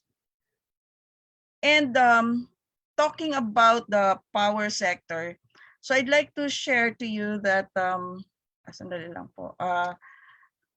For Visayas, we are more of a renewable energy region, no? So as you can see in the slide, almost 49% of the of our capacity mix, no, that's the dependable capacity, is coming from renewable energy, and majority comes from geothermal, and we have considerable significant number for biomass. So when you say dependable capacity, that means that available, the amount of electricity available in a given time, such as in a month or in a year, no? So so it's really more of Visayas is really a renewable region. And also, I'd like to share, so when you say capacity mix, it's already existing. Although our data is as of December 2018, no, so but more or less the trend is more or less the share is the same, no, in here in the Visayas, no, so it's almost 49%. So that this is the existing. And for the upcoming projects, I mean, we have these committed projects, power projects, and majority also comes from renewable energy. When you say committed power projects, these are the projects that have financial closing already. It has meron ng investors, or they have financial support from banks or other financial institutions. So that means na naka-pipeline na to and in the development stage. And for Visayas, we have a total capacity of about 549 megawatts, and almost 300 megawatts of that are coming from renewable energy resources, or with a share of about 54.1%. No, so as usual, same, no, from geothermal, biomass, and solar, and also hydro. So these are, no, just to show to you, these are some of the committed projects, no, in Visayas. So we, of course, we still have coal, but it's I guess this is the last coal-fired power plant, no, in the Visayas, no, since we have a moratorium already. And we have the hydropower plant committed project. In Iloilo, that's about five with a rated capacity of 5 megawatts, and also in Madalag Aklan about 18 megawatts. So supposedly yung ano nito na commissioning already is in December 2019, pero medyo na-delay siya because of the pandemic. And I mentioned that we have a lot of biomass power plants here, and these are some of the power plants that are already actually naka-online na most of these power plants. So mostly of these power plants are located in Negros Occidental. Actually, during the pandemic, we are quite busy doing the virtual monitoring, no, of these power plants. And we have also, I mentioned the Biliran geothermal power project in Biliran, and it's scheduled for commissioning within the year. So hopefully madagdagan pa yung share natin sa renewable dito sa Visayas area po. And aside from committed projects, we have also indicative power projects. When you say indicative, these are the projects that have applied for endorsements from DOE, no. So, and this data is as of August 2019, and some of them were already endorsed by the DOE. So as you can see, for the indicative power projects in the Visayas, Renewable still is leading with about 78.9%. So aside from that, I'd like to show to you, since Visayas is really composed of islands, and unlike sa Luzon, no, and also Mindanao. But for us, it's quite challenging when it comes to power, for the power sector, because we are composed of different islands and islets. So as you can see, we are also focusing on our SPAG areas. These are the off-grid areas, the island grid areas, and we're trying now, since these are SPAG areas being operated by the National Power Corporation, and most of the generating facilities are still diesel-fired power plants, diesel-driven. So we have now the project, the DOE in partnership with NPC and even NEA. We're trying to introduce renewable energy in this island grids. No? So example of this is, I'd like to show first, this is the Island Mini Grid project, one of the projects funded by ADB. This is a partnership of the Antique Electric Cooperative and One Renewable Energy Enterprise. So Mararison Island, I guess it's one of the emerging tourist area in Antique, and it used to be their power is only about they have power for about 6 hours, 6 to 8 hours from generator sets. But now with the installation of island solar project, hybrid pilot project of ADB, they are now getting 24 hours electricity in the island. No? So when you say hybrid, it's a combination of the diesel-fired generator and also with the support of the solar power or solar PV system. And aside from the island grids, we have also, I mentioned, since I'd like to share also, since I'm very involved in this project of the Department of Energy for off-grid areas, we have this household electrification program using the solar PV system. So I guess this is very fitting since our theme today is about energy equity, or energy access for all. So actually this project really provides energy or provides better lighting to off-grid areas, very remote areas. Most of them are GIDA areas, the geographically isolated depressed areas. So we have a lot of this in the Visayas since we have a lot of small islands, small islets from region 6, 7, and 8. Special mention in region 8, like in the small islands in northern Samar. There are island municipalities there.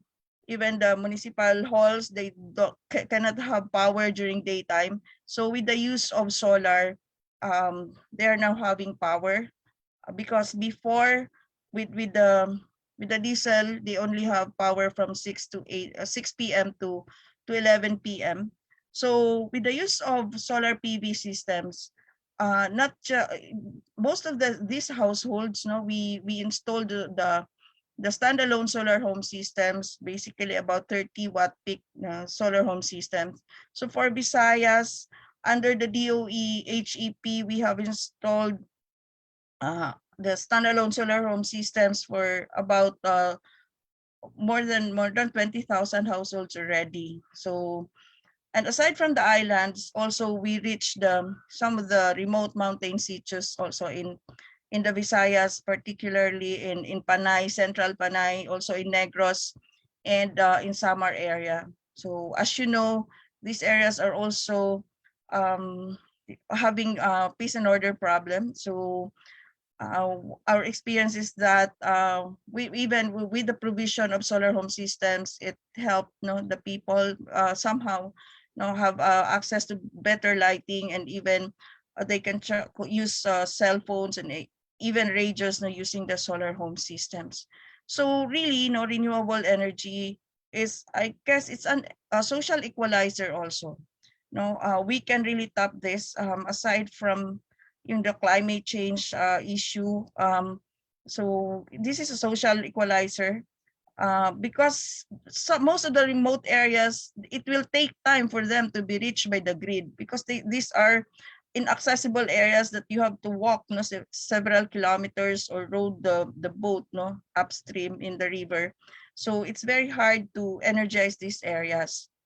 And talking about climate change, with the installation of solar home systems in these areas, we also somehow avoided greenhouse carbon emission, because they are used to utilize kerosene. They're using kerosene before, and with the solar home system, they did away with the kerosene use for their lighting. So in fact, no, we're doing a study or how much GHG emission or avoidance we have attained with the installation of the solar home systems, because prior to that we have some surveys of how many liters of kerosene they are using before they were provided with solar home systems. So hopefully we can finish our study, our assessment for the impacts of our HEP project. And talking about trends, so now the DOE is introducing, actually this was introduced in 2018, under our ASAP program, the Access to Sustainable Energy Program. This is the productive use of renewable energy. So parang it's a non-power use. So we're using renewable energy for agricultural productivity, particularly empowering post-harvest machines or equipment. So recently for Visayas, we launched, or we turned over a project to pineapple farmers in Don Salvador Benedicto. So we provided the association with yung decorticating machine, which processes the yung pineapple leaves into fibers. So the pineapple leaves, they used to throw this as waste in the farms. Now with the use of the decorticating machine, solar powered, because these communities are located in off-grid areas. They don't have electricity yet, and they are also the beneficiaries of our solar home system household electrification program. So to increase their income, we provided them. The DOE has designed a program how to increase their agricultural income from agriculture. So for DSB, they rely more on pineapple production. So we designed an equipment to maximize the use of pineapple leaves, which dati there's no value. And now with the use of this machine, they can sell this actually export quality. These fibers actually can, as you know, can be processed into piña cloth or even handbags or shoes. So this is a pilot project, and we are really now working with other agencies, with DTI, DA, and also with Dole, to how to replicate this project, not just for pineapple production, but also for other crops such as corn, rice, coffee, and other peanuts. So using post-harvest facilities. And aside from solar, depending on the area, we can also tap small wind turbines if the area is windy. And if they have some biomass feedstock, we can also design biomass powered facilities for this post-harvest equipment. So this is one of the current project of the DOE in partnership with EU ASAP. And also now we're trying to mainstream this among the LGUs. And another trend for the Visayas, recently the DOE in partnership with World Bank and that's low carbon energy. That's an ASEAN project, I guess. So we have launched the offshore wind development in the Philippines. So it started with the development of the offshore wind roadmap, and we conducted a lot of workshops already with other industry players. So for Visayas, what's in stake for us is that when it comes to offshore wind, we are also a good potential location. So aside from, so for offshore wind, it was identified that it's very good potential sites are in the northern tip of Luzon and also in the Mindoro area, and between Panay and Negros, so that's in Guimaras. In fact, the potential for Guimaras, there are a little bit of technical, so yung offshore wind kasi they're using like in Europe, in UK, in Norway, and in other European countries, they're using the the fixed and also the floating offshore wind system. So for Guimaras, I guess that's the potential. It was identified about 18 megawatts na for floatings offshore wind project. So we are this is what the Visayas Field Office is also working with our Renewable Energy Management Bureau, particularly our Solar and Wind Management Division. So we're quite excited about these projects because it entails a lot of investments, but it will also create more jobs. And of course, again, it can help to in our campaign for a low carbon economy. So we're talking about big electricity capacities here. So it the offshore wind, actually the government is looking at that could replace also the targets that will replace the coal-fired power plants lined up before. Okay, I guess that's all. Thank you po.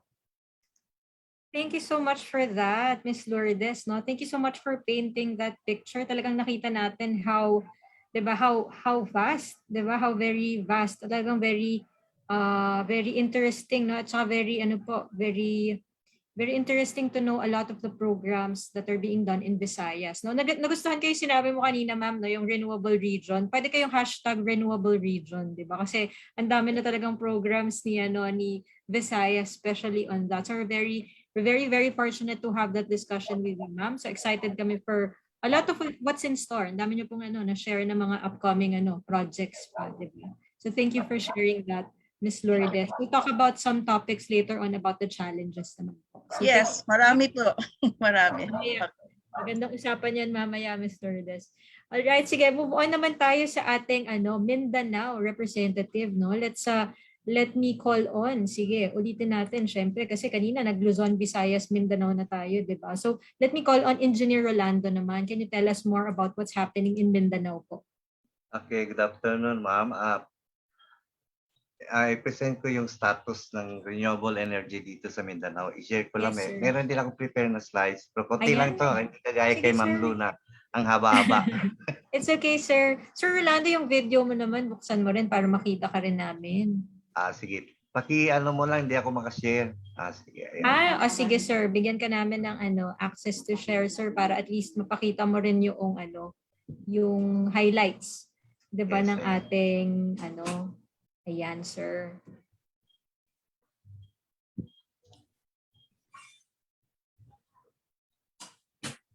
Nakita na ba? Yes, sir. Oo, presentation mode na lang tayo, sir. Ayan. Okay. Perfect po. Konti lang ito. 3 slides lang. So ito ngayon, ang i-present ko yung status ng renewable energy dito sa Mindanao. So i-discuss ko ngayon yung capacity and generation mix. So ito yung mga fuel types. Meron kaming coal, may oil-based, geothermal, hydro, at saka solar, at saka biomass. So ito yung mix dito sa Mindanao. So yung ma-generate niya, mas malaki pa rin yung coal i-compare dun sa mga RE na based na power plant. Kasi as the economy grow, mas madali kasi i-put up yung coal or oil-based na power plant compared to renewable energy na resource sa kagaya ng geothermal, hydro, solar, at saka biomass. So sa nakita ninyo sa Mindanao generation mix, ang coal natin is 65%. So ang laki nung contribution ng coal compared to sa renewable energy. Ang geothermal dito is only 4%, while hydro is 28%, solar is 1%, and biomass 1%. Ito yung generation mix dito sa Mindanao. While in capacity, ang coal naman is 51% na ginagamit. So malaki pa rin siya compared sa renewable energy. While yung mga RE plants natin, yung biomass is only 2%, solar is 2%, hydro is 26%, geothermal is 2%. So maliit pa rin compared mo sa coal. So ito yung picture nung mga mix capacity and generation mix dito sa Mindanao. So ang ano pa rin, ang leaning pa rin is nasa fossil fuels o sa coal, yung mas malaki na planta dito sa Mindanao. Dito naman sa status ng renewable energy sa Mindanao, ito yung sa slides ko, yung mga active na power plant ngayon dito sa Mindanao is 18. Yung commercial is, yung hydropower is 18, geothermal may isang planta, wind, wala pang wind dito sa Mindanao. Solar, may 6 kami na power plant. Yung biomass, merong 8. So, total of 35 power plants na RE, na commercial operations. At mayroon din kaming on-use, 2 solar, 1 biomass, with a total of 3 na RE power plants. Dito naman sa future na mga planta na itayo, yung potential namin sa ngayon, nung mayroon ng service contract, sa hydro, mayroon kaming 113 service contract with the capacity of 1,771.96 megawatt. Kung ma-install ito yung installed capacity na pwedeng gamitin. Sa Ocean naman, meron kami pero under study pa ngayon. So, yung capacity niya to be determined pa hanggang ngayon. Sa geothermal, meron kaming 3 service contractor ngayon na may potential capacity na 140 megawatt. I-combine mo yung 3 na planta. Sa wind, meron kaming 3 application. So, pero yung capacity niya is to be determined pa. Yung solar, meron kaming 18 application dito sa Mindanao with a potential capacity of 508.11 megawatt. Sa biomass, meron ding 8 na service contract na inapprove ng DOE with a capacity of 63 megawatt. Sa on-use, meron kaming isa na ginagawa ngayon. Dito ay sa solar. So, ito yung LGU ng Tagum, Davao del Norte. Nag-apply sila for solar. Ito yung rooftop with 0.29 megawatt ang capacity. Sa installed naman, yung installed na operational, ito yung sinabi ko kanina, yung commercial, meron 18 with yung hydro with 163.22 installed capacity. Sa geothermal, yung sa Mount Apo geothermal plant, meron siyang 108.48 megawatt. Sa solar, may 6 na solar power plant or solar farm with a capacity of 83.61 megawatt. While in biomass, yung naka-commercial na ngayon, operation, may capacity siya as 98.75 megawatt with a total of 454.06 megawatt na-installed na yung mga RE plants dito sa Mindanao. Ito yung under sa RE Act of 2008. So as sa installed naman ng on-use, meron kaming 24.4 megawatt na as on on-use. So ito yung mga power plants na installed and to be developed dito sa Mindanao. Ito yung mga capacity niya. So ito lang yung presentation ko para sa Mindanao. Hindi ko na diniscuss yung kagaya ng diniscuss ni Ma'am Lu, yung sa solar, yung mga household electrification program, kasi ang haba, masyadong marami. Saka yung sa total electrification program, hindi ko na rin i-discuss kasi mahaba i-discuss, saka hindi ko na rin na-prepare. So this will end my presentation. Thank you so much, Sir Rolando. Thank you so much for that the picture of what's happening in terms of renewable energy in Mindanao. I'm sure naman po marami pang upcoming, 'di ba? Upcoming activities and projects, especially for Mindanao. So thank you so much for sharing that. No, before we proceed for some announcements, may question lang tayo. There was a question that we received, and I'm gonna open it up to I think Miss Hershey is the best person to answer this, kasi meron pong nagtanong sa atin. I think one of her CRLs, and the question, Ms. Hershey, is ang sabi po is, ano po yung current strategy of the national government to accelerate the energy transition, especially now, no? The current scenario concerning the current scenario or the situation and challenges caused by the COVID-19 pandemic in the country. Naku, magandang question po ito for you, Ms. Hershey. Again, i-repeat ko lang, Ms. Hershey, yung question. Ano daw po ang ginagawa, current strategy of the national government to accelerate this energy transition, and how is this being implemented concerning the current situation and challenges caused by the COVID-19 pandemic in the country? On to you, Ms. Hershey. Yes, actually, the government has not stopped working. We have been in partnership with various multilateral and bilateral partners in order to implement the energy transition.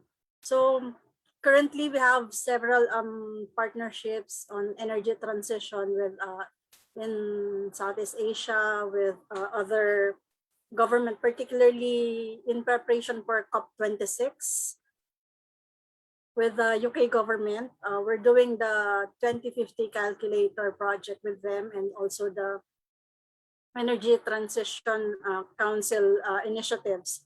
So also, as mentioned by Ms. Lu and Roland, we have the partnership with other government agencies, like with the Department of Agriculture, on the use of RE in all post and pre-harvest facilities of DA, and use of RE in yung sa water irrigation. So yung productive uses talaga ng sinasabi ni Ms. Lu kanina. So that's being implemented. We have memorandum of understanding with DA on that. We're also, as said by Director Ting, we have the LGU Energy Code, which would mandate also the local government units to implement the Energy Efficiency and Conservation Act. So hindi pwede kasi na ang pag-transition ng energy sector is one aspect lang ang gagawin ng department or ng government. It has to be a multi-pronged approach. So for the government mismo, yung Government Energy Management Program, which is also energy efficiency, and use of alternative fuels for transport, so yung mga biofuels. And then we're encouraging also yung the use of the implementation of RE dun sa mga off-grid areas. So either as a standalone, as mini-grids, or as hybrid, as presented kanina ni Ms. Lu also, and ni Titing also, as mentioned. So yun yung mga aspects na ginagawa.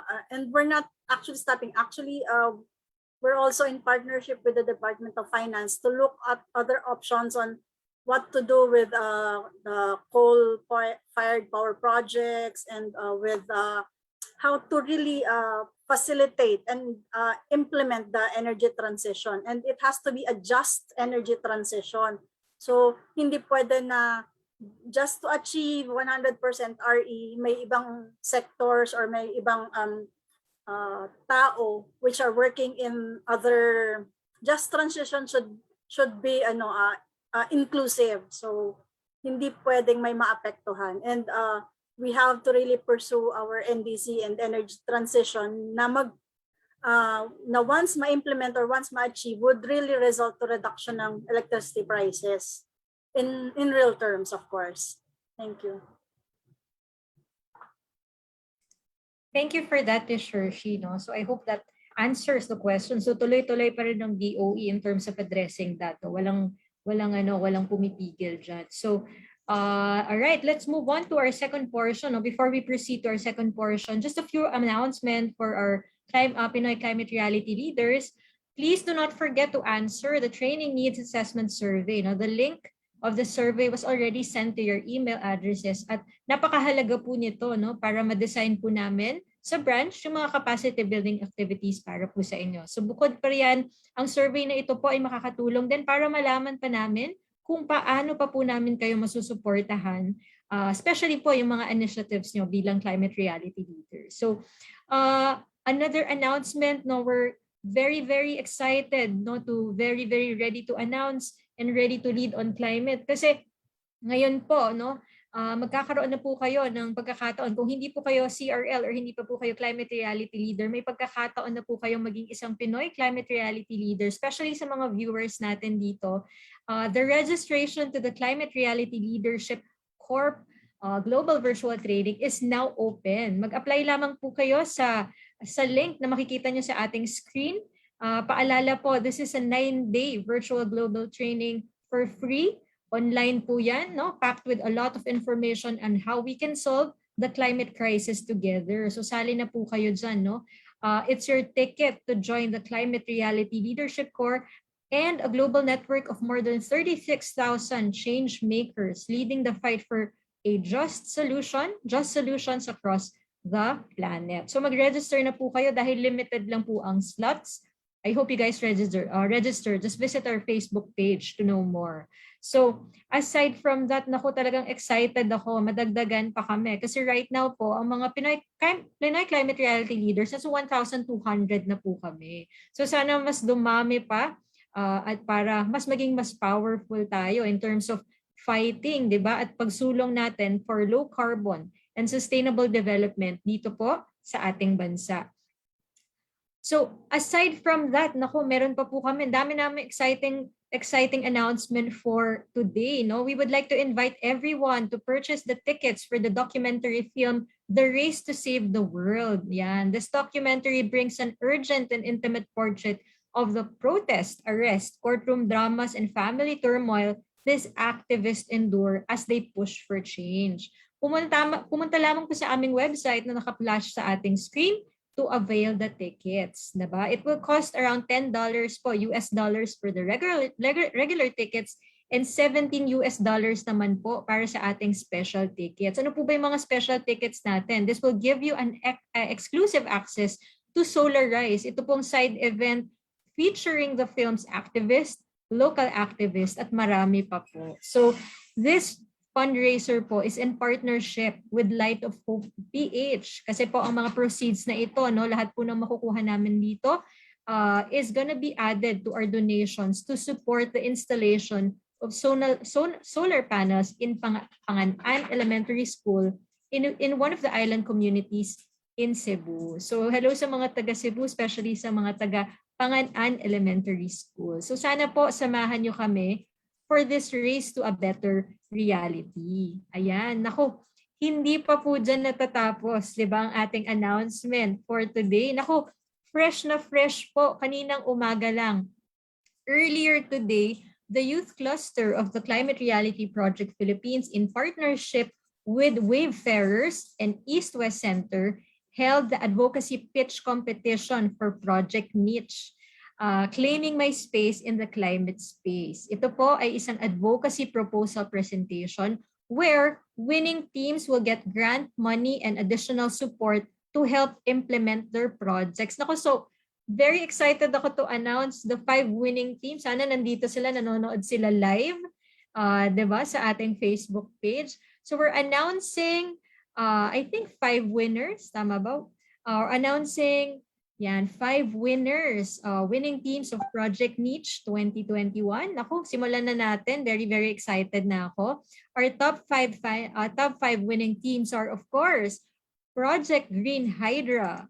Ayan, of course, Project Green Hydra. That's Nicole Andres, Humphrey Bago, and Maria Benitez.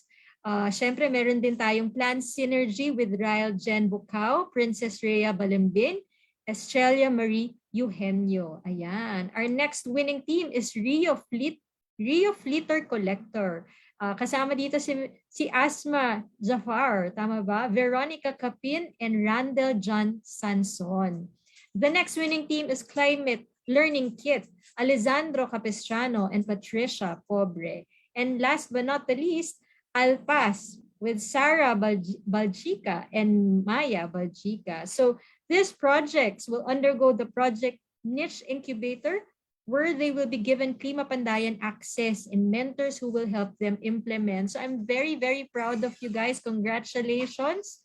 Ba talaga ang mga youth natin today, di ba? And of course, ang youth cluster natin, very proud of you guys.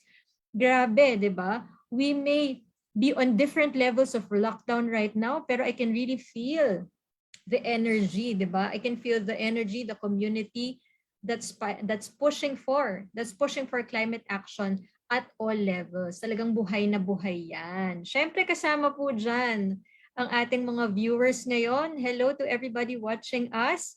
And thank you for spending your Saturday afternoon to learn from our guest speaker. Ayan. So, ang dami kong announcement kanina. Sana nakuha niyo lahat yan. No? Everything will actually be posted at our Facebook page. So, abangan niyo po lahat ng announcement namin dyan. Okay. Alright. Sige. So, let's proceed to our third segment. Ayan. Dito na po tayo sa third segment of our episode, where we will talk about barriers. Kanina napag-usapan na po natin, ano ba yung nangyayari, di ba? Nakita natin yung magagandang nangyayari, Luzon, Visayas, Mindanao. Nakita natin yung national plan with Ms. Hershey. Now, ngayon naman, pag-usapan naman po natin, ano naman yung mga barriers? Ano ba yung mga challenges naman in terms of development and the implementation of renewable energy technologies and projects at the national and local levels, di ba? In the face of rapidly declining cost and technological advances in renewable energy and storage, reliance on fossil fuels makes less and less sense, especially here in the country where they are subsidized and imported.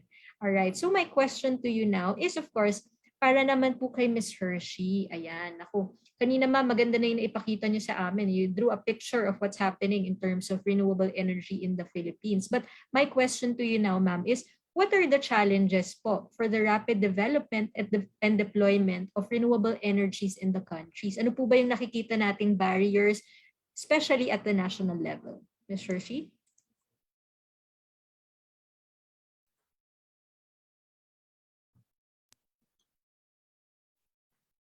Yeah, actually at the national level, we're really seeing kung yung iba sa inyo is nagpa-follow ng Senate and congressional hearings on energy, na-discuss siya doon eh. So there's really, but first we really have to say na yung investments is really a big challenge. Kasi normally pag RE, ang laki-laki nung upfront or yung initial investments.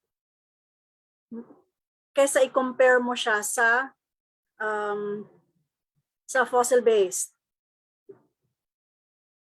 And then, dahil malaki nga investment, kasi matagal yung gestation or yung preparation phase ng project bago mo ma-realize na nandyan na yung kuryente na ibibigay niya. So yung meron kasing exploration phase pa eh. So depende sa renewable energy source na ipuput na gagamitin mo. So yun yung isang challenge. So yung dahil may exploration phase siya and then may separate permitting requirements din siya, although facilitated na to with the implementation of the EBOS law. So nandun pa rin talaga yung challenge ng investments and permitting, yung time frame talaga na kailangan. So kung ako investor, matagal ang balik ng ininvest ko, napakalaking pera. So kaya kailangan ready ka for that as an investor. So yun yung isang challenge dyan.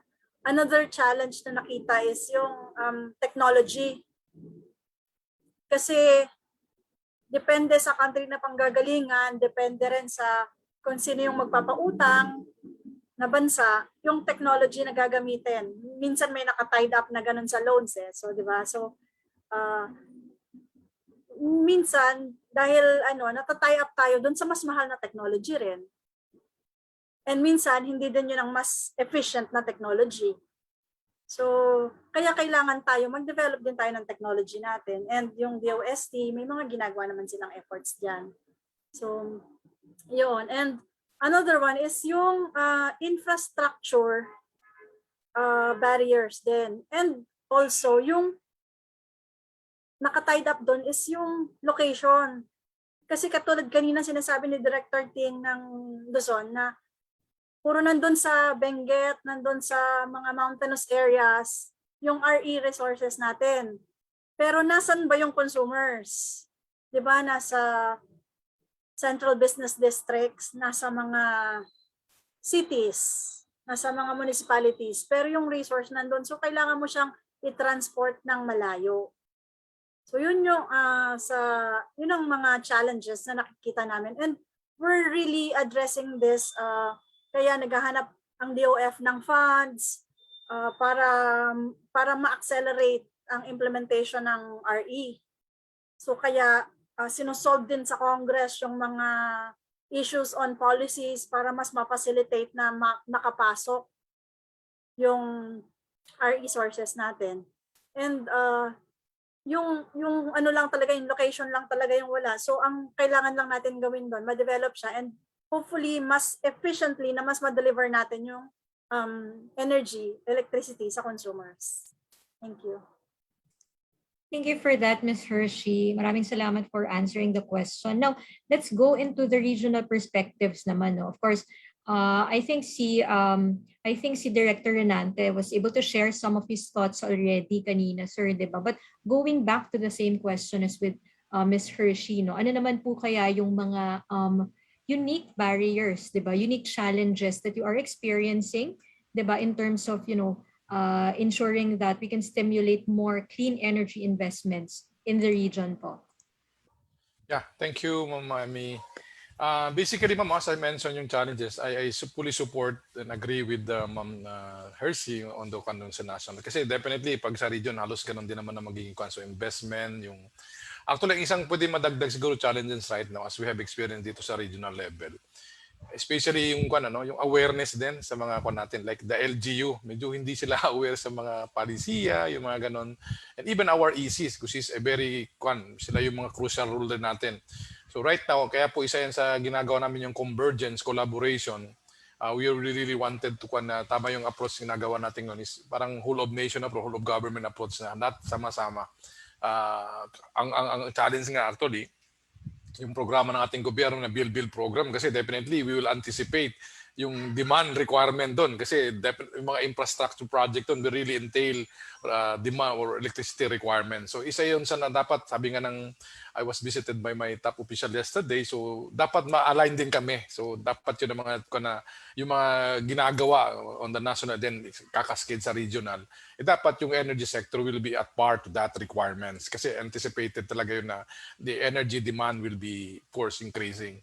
So far yung awareness naman po, we are really right now on that process. So may iba kasi like in the case po ng any hosting and energy project, excuse me, meron kasing benefits, ma'am, actually, no, yung sinasabi natin kung we be aware of the ER1-94 program natin, policy. So kung host ka ng isang energy project, you will be benefiting from the project. There is this so much incentives na pwede mong ma-avail, electrification, effort mo, meron kang livelihood, meron kang watershed development, disregard sa ma-develop. So ito po isa nasasabi namin na isa sa mga pinopromote namin, talagang for LGUs na mag-host ng certain energy projects para at least they will be, kasi if you have to visit itong mga projects natin dito like in SWAL, so from the LGU from a port classification na LGU sa ngayon, nagiging class A ko na siya, first class ko na siya. So talaga nakita mo yung development na because of the energy. Kaya po isa yung advocacy na we're trying to promote with our please, yung mga ganun mag-host tayo mga para po makatulong din sa development ng ating syudad. So basically, ang challenges right now, we really wanted for LGUs na maging aware. Kaya nga po yung LGU Energy Code, talagang in-advocate namin, maintindihan po nila yung kahalagaan. So aside from, of course, every development naman, sinasabi nga natin, as the saying says, that the energy sector is the prime mover of every economy. So talagang dapat makita nila na maintindihan nila yung kahalagaan po ng energy sector natin. Especially right now, advocacy po namin, tama yung sinasabi ni Ma'am Hershey din, we have a lot ng potential ng hydro. Pero ang challenge, Ma'am, is really yung how we're going to finance even the small, sinasabi natin. Although right now, as far as the government, so what we did is, tayo na po grant tayo ng mga program through our electrification program na pumupunta tayo sa mga household para po lalo na po yung mga power plant areas natin na talagang masakit mong sabihin, they've been under deprived for how many years. Actually dito sa area, ma'am, we have a lot pa dito sa Luzon area, especially itong right now. I believe you have also aware also of this LCAC related from yung mga dating na-infiltrate na mga natin. So right now, gusto nilang mabigyan natin whole of government approach, whole of nation approach na tulungan na kumbaga i-separate na natin kasi kung na sila deprived na for how many years because of that insurgency issue nila. So ngayon, pwede natin silang tulungan. So dapat yun ang tinitingnan din ng isang kuwan natin as far as government is concerned, mabigyan sila ng priority, matulungan. So yun po yung kuwan natin as far as the challenges right now, isa yung dagdag ko na lang kay Ma'am Hershey, yung awareness din, especially sa mga LGUs natin. Thank you. Thank you for that, Director Renante. Diba? You mentioned about LGU, yung energy code po, diba? And that's something that is strictly being monitored, I think, by the DOE. So thank you so much for that. Let's go into, sa ano naman, sa Visayas naman, diba? Let's talk about, ano po ba, Ms. Lourdes, yung mga unique barriers and challenges, no? And how can we transition or how can we probably stimulate more clean energy? I know, nabanggit ko yun kanina, ma'am, at nabanggit mo, sabi mo marami, no? Ano po ba yung mga challenges na yan, Ms. Lourdes? Okay po, Miss Amy, thank you. But I guess no, when it comes to challenges for RE, medyo ano siya, national scope eh. Pare-pareho kasi mostly yung challenges natin no sa RE development in our country no. So well, same with the Director Ting at saka kay Miss Hershey. I guess yung number one talaga, yung number one na challenge dito when it comes when we talk of yung utility scale na mga renewable energy projects is yung investment talaga. But the bottom line of this is yung problema natin sa financing is yung may legal ano pa tayo dito issue kasi because of the 60-40% na share yung sa constitution natin yung for yung participation ng mga foreign investors. So as what have been said earlier no by Ms. Hershey is that yung RE projects kasi malaking investments yung kailangan and mostly like dito experience namin no i-share ko lang experience namin dito sa Visayas since ang Visayas talaga no very dynamic, very aggressive, even the local government units when it comes to renewable energy. But yung problema is the financing.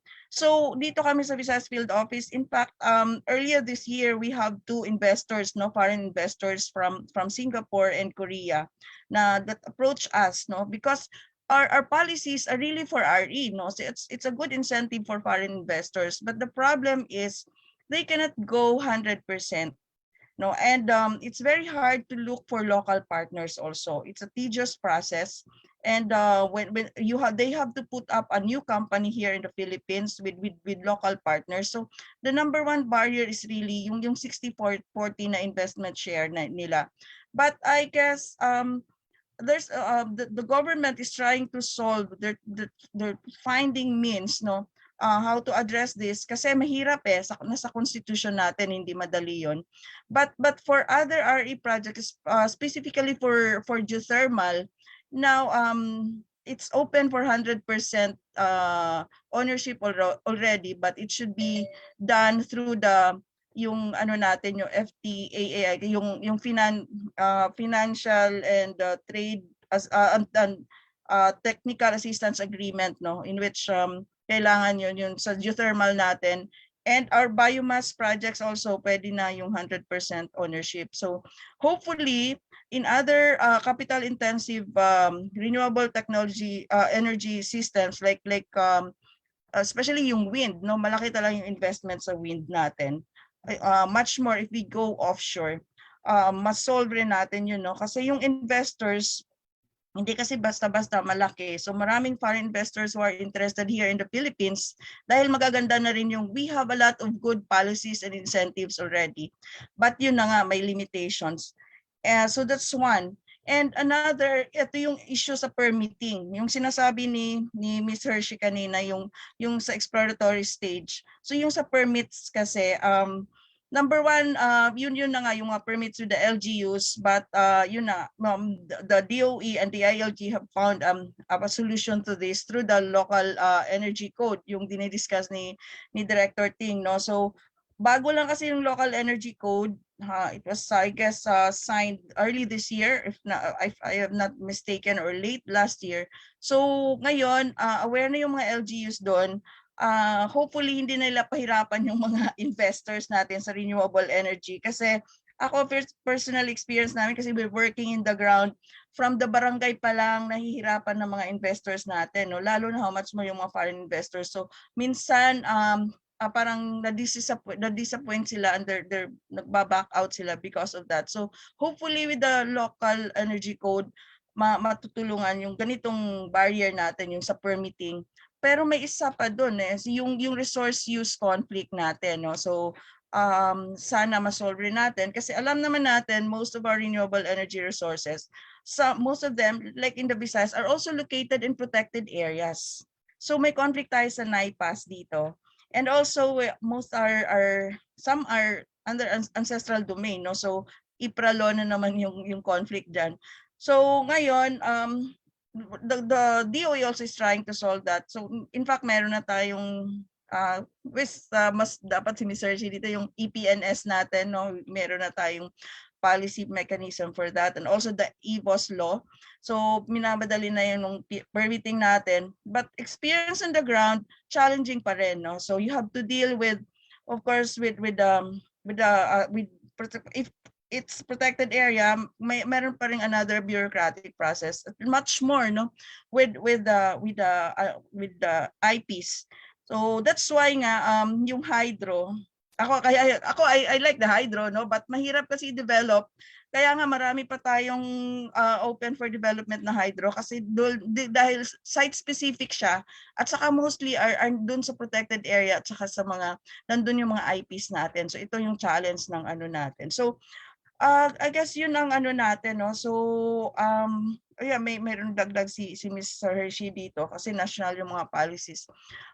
So yun ang mga major challenges natin, no, yung sa investment, yung sa ano, and also the technology, no, sa technology natin. But that's why ngayon yung sabi ko sa solar kasi very mature yung technology and it's very applicable. So dito siguro tayo mag-focus muna, no, and well, with other technologies. So yun po. And sa barriers naman kasi the government is trying to solve it, and also working closely with the private sector. Malaki isang role ng private sector.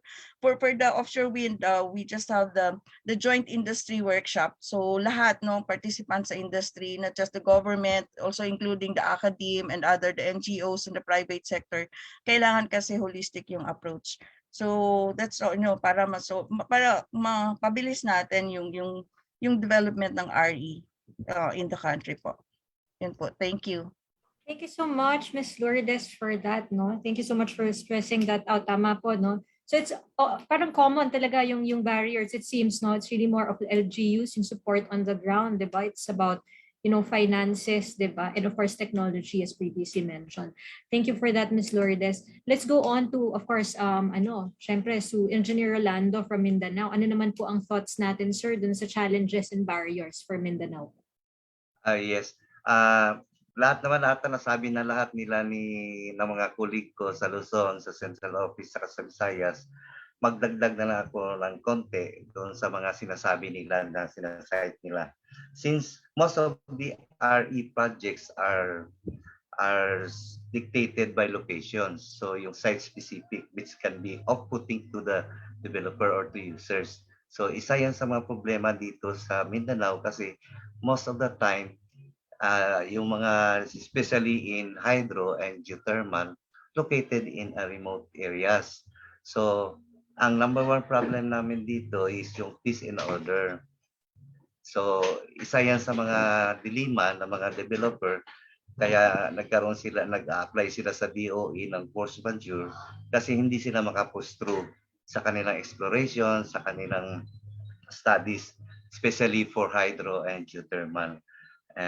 Kaya number one talagang problema yan dito sa Mindanao. And also the distance between the renewable energy source and the grid is a major aspect in terms of cost and efficiency. Isa rin to sa mga problema kasi to adequately take advantage of these resources, new transmission infrastructure is needed, and transmission costs money. So it needs to be sited. Both the financing and the seating can be significant barriers for developers and customers, even when they eager for more renewable energy. Though again, clean energy momentum is making this calculation easier dapat. So isa yan. Since most of these renewable energy capital expensive, no, for installing renewable energy. So it is one of the barriers for renewable energy technologies. Although they are cheap and to operate, their fuels is free and their maintenance is minimal. Pero yung expenses primarily come from building these technologies. So isa yan sa mga problema ng mga nahaharap sa mga developers natin with regards to renewable energy. So, yan lang ang mga sabi ko sa with regards sa Mindanao situation. Number one talaga yung peace and order kasi most of these projects is in the remote areas tapos protected area pa. Yan lang, ma'am. Thank you so much, Engineer Rolando, for sharing the barriers and the unique. So apparently, peace and order po talagang number one on the list, no? Aside from the commonalities dun po sa ating ibang mga reps. So thank you so much for that. Yes, ma'am. Totoo yan. Engineer Rolando. It seems talagang more of investments, di ba? Nabanggit na po investments sa pag-usapan natin ng technology. And it's pretty interesting to find out then, to see in the coming months and years. So how will that be addressed, 'di ba? How will DOE address that, 'di ba? Especially investments pala yung key, 'di ba, para ma-address po yung mga barriers natin dito sa sa renewable energy. Now, I know there's a lot of information. Thank you so much to our speakers. There's a lot of information to take in. And I hope that each and every one of us reflects dun sa realities talaga na sinasabi ng ating mga speakers. Kaya as mentioned earlier by some of them, it's not just the government's responsibility, of course, the private sectors, and syempre grassroots communities po. May responsibilities tayong lahat. Pero ito, alam na natin ngayon, no? Kanina pa, tingin ko talagang gustong-gustong mag-react ng ating youth representative. Of course, alam ko medyo nakapag-reflect ka na, 'di ba? Nakapag-reflect ka na dyan kanina, no? And I hope marami ka pang inputs, no? But before I go to that, Jen, no? I think Ms. Hershey wants to say something. Ms. Hershey, ano po ba yung gusto nating i-share before we proceed with Jen? Yes, I just would like to share na we're also looking at international finance to solve yung investment issue natin. And we're looking at not only yung sa in terms of investments from other countries, but of course yung finance that we can get from the commitments to the Paris Agreement sa NDCs. So we're working on that with the DOE, with the Department of the Department of Finance, and also the Climate Change Commission. So yun din yung ginagawa ng government. Thank you.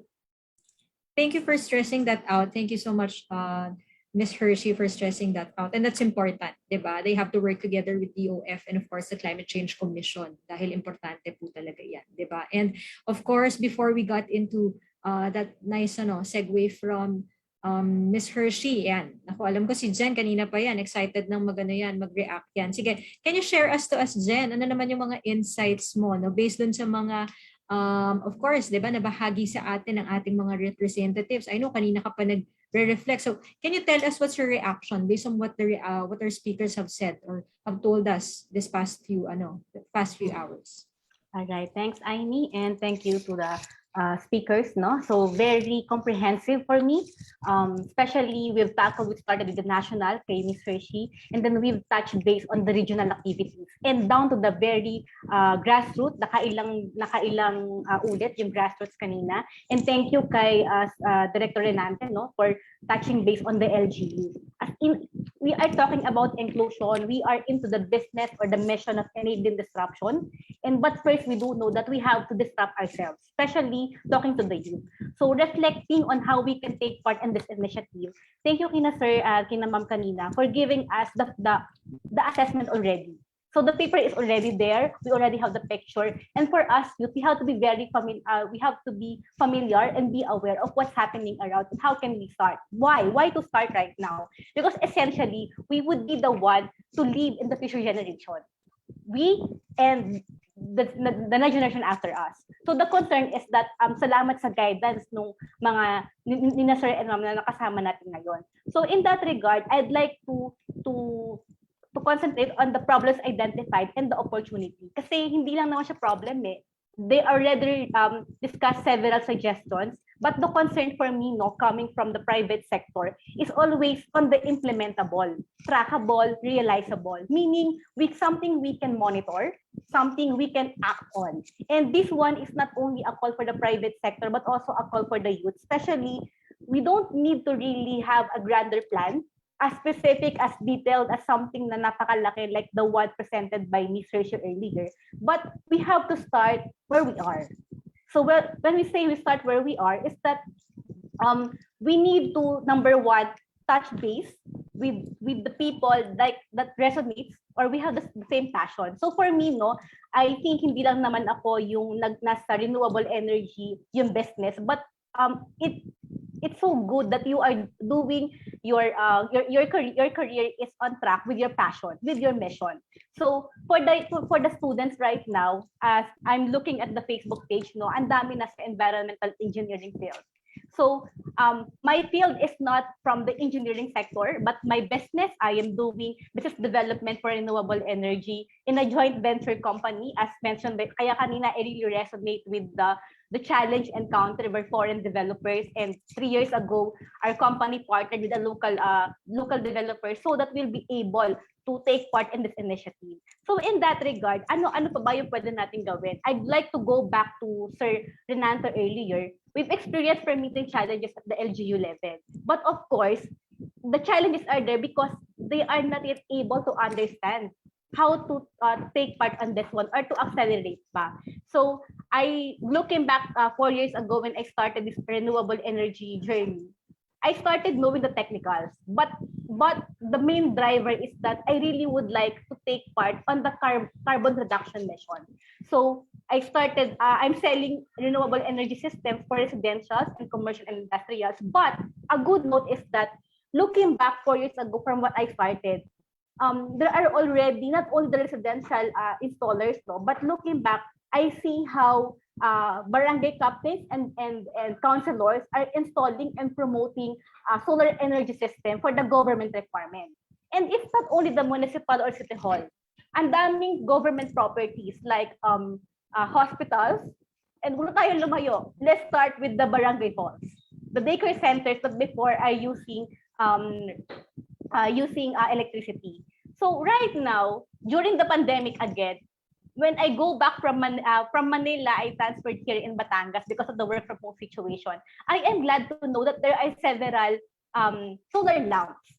And who would have thought that 3 years from now, the solar lamps will be as available. But here, I'm located in the city. But what I envision and what we right now advocate is that more people, more youth are reaching out to their constituents, that this should be available even to the far-flung areas because it's easily doable. So there's this comment in the chat box about what would be the role of DOE in monitoring those organizations, NGOs na nagdo-donate, nag-install without technical knowledge. Alam mo, there is really a gap that we need to monitor that. But again, another opportunity is that mas madami yung willing. And ang concern natin ngayon bilang mga kabataan, we have so many time online because we are not going out, We have to be in a platform and we have to be in a circle wherein we can collaborate. And I call on earlier Miss Amy already flagged the call for the next batch of trainers for the CRL, It will enable you to be part of a community wherein you have the same passion. So I am doing my my business in the renewable energy sector, but I am doing this as a passion project. And I also would like to thank Ms. Hershey, there's the DOE personnel here because it's a Saturday and we are all here. And it's our passion to always to have this platform wherein we can reach more. So again, ang concern lang dito is we have to promote and introduce linkages. So, na-mention na kanina PPP, ADB, salamat kay Ms. Hershey for touching base on the NGOs and the agricultural sector. So, hindi na ako lalayo kasi nanggaling ako doon. So, from the operations point of view, hindi mo pwedeng tanggalin yung electricity sa economic growth. Kasi we will always need power, we will always need light. But it should be clean, should be affordable, equitable, and for all. So I will end up here sa follow-up and checking on the monitor. So it's not only that it's not necessary that now you have no. Hindi number one criteria is to have a plan. At the end of the day, nag-start tayo to start where you are. Because we need to make sure, kasi I'm a very business yung approach ko. We need to make sure that we are recognizing progress, we are seeing progress. So going back, yung lahat ng mission I have when I started this journey with renewable energy, it's just I would like to see one a solar powered house one at a time. And then 2 years after 2 years, I've seen and I have been part of engineering firms, renewable engineering firms where mas nakita ko that I can connect with people and ang dami pa talagang kailangan in the renewable energy industry in as much as promoting this advocacy. So fast forward to pandemic, tayo makaalis ng bahay natin. But this is one thing na na-prove na, no? We cannot go outside of our house, but hindi ibig sabihin nun, the mission will stop. Actually, the mission will be, mas nag-advance siya, meaning right now, no, sa global training ng CRL, it's giving you the opportunity to network and to be able to collaborate with people in the Philippines and even outside. Because the fight for climate change, the fight for social transformation, inclusive growth, and sustainability, hindi siya cornered. So, meaning, with us in this platform right now, there are a lot more people like us thinking na we have something to do and we need to do. So, yun lang. And thank you, Miss Amy, and to everyone who participated in this webinar session. Thank you for that, Jen. Talagang iba yung energy ng youth talaga, no? Talagang yung passionate energy, and it's really very visible. And thank you for pointing that out and plugging yung global trading again, no? Sana may mag-join sa ating global training. You actually mentioned about a question in Facebook, and I want to open the question to our panel speakers here, kasi there was a question: what is the stand of DOE about the safety rules of installations of renewable energy projects conducted by communities or outreach programs without proper training and permits from authorities? So, alam natin medyo alam naman po natin na right now, no, talagang marami yung mga groups right now that are doing a lot of their work to support yung electrification nga ng iba't ibang mga communities, no? And siguro I can ask the question to sino po bang gusto mag-answer nun? Sige sir, Director Renante, I think you're opening your mic. I'm volunteering na kagad. Sorry. Thank you, sir. First and foremost, I would like to thank Miss Jen. Talagang nakan ko. Tama po yung sabi mo, I was kumbaga na-feel ko yung sense ng mga youth. Tama. Of course, your experience, tamang-tama, you've been to renewable, so yung passion mo ngayon talagang. So, but yeah, on the question, ma'am, basically right now, as far as the monitoring, we are as mentioned by Miss Lu kanina, so as far as part ng aming function really is to do the monitoring. So actually, as far as, especially sa solar po, we did convergence or collaboration with TESDA. So we come up with for that one po sa especially sa training ko, kasi again, sabi nga natin, whole of nation, whole of government approach. So nagtulungan kami, we have a MOA with TESDA, we did a training po particularly for solar. So sila po ang naging natin, extension arm natin, ka-partner natin. Sila naman nagturo through their program. No? Sabi kanila, of course, alam natin yung mandato po ng PESTA that they are doing, yung training sa mga youth or even yung mga natin, out of school youth na mga or those who are willing to learn about one. So science ako natin, although there are still right now na nasasabi natin na meron on their own initiative na talagang gumagawa, sa alam mo naman Pilipino, masyadong kumbaga sa madiskarte, kaya nga yung nakita nyo siguro sa Facebook na pinanood isang araw, simpleng installation ng kanyang hydro, I think Palawan. So very simple na nakapag-generate siya ng electricity, So yung kanyang basic knowledge on electricity wiring o ganung klaseng pano, na she was able to conduct. And yung safety naman, we are right now kasama din dun sa inabukate natin kanina pa. So kasama dun sa parang LGU Energy Code. Yun isa nating ina-emphasize yung kaya po sa promotion kanina ni Mr. safety mo, doon kasama yon. So in-advocate din natin yon. We make sure na yung ating mga ginagawa, yung especially yung promotion natin ng mga technologies natin, like sa renewable natin. So inaasahan pa rin natin talagang safe yan. So we really kumbaga plan for measures para po ma-ensure natin yung safety po ng mga technologies na yan. So kasama po yun. We are right now actually doing, and siguro isang challenge yun yung what the DOE is doing, ma'am. So far dito sa Luzon Field Office, yours truly, ma'am, before kasi like iba man kasi yung role ko, although I came from a hydro group, now although I have promoted hydro kasi habi ko bias ako. But right now we are planning actually to put up or a demonstration project dito we have a new building dito sa Rosales. It come up with a rooftop solar installation, and then plus yung ipopromote na rin kasi yung concept of walk the talk. So mahirap kasi minsan magpaliwanag tayo kung mismo ikaw hindi nakikita. So we were trying to coming up with this plan, the proposal. We will be installing a rooftop solar and then with a net metering scheme para po mai-promote natin, mapakita natin sa mga stakeholder natin dito malapit. And of course, we are right now in a government center. May engganyo din natin yung mga kapo natin sa government agency to come up with this. This is doable. This is part of the, actually kung sabi nga ni Ma'am Hershey kanina, kung nakikinig po kayo dun sa usapan sa Senate with regards yung naging power interruption, so kasama dun sa mga issue na proposal ng DOEs. Kasi salient naman po sa ating batas, na the government, as far as yung specialist ancillary service natin, should be engaging, yun yung proposal namin into power generation, particularly for the ancillary services requirements natin. So right now, ito po gusto namin as far as dito sa Luzon, so yours truly po, advocating, ma-promote natin, mapakita natin sa ating mga kandito na this is implementable, this is talaga. Kasi again, ang sabi nga natin, walk the talk, makita. Nung in-advocate natin, makita na tayo mismo gumagamit.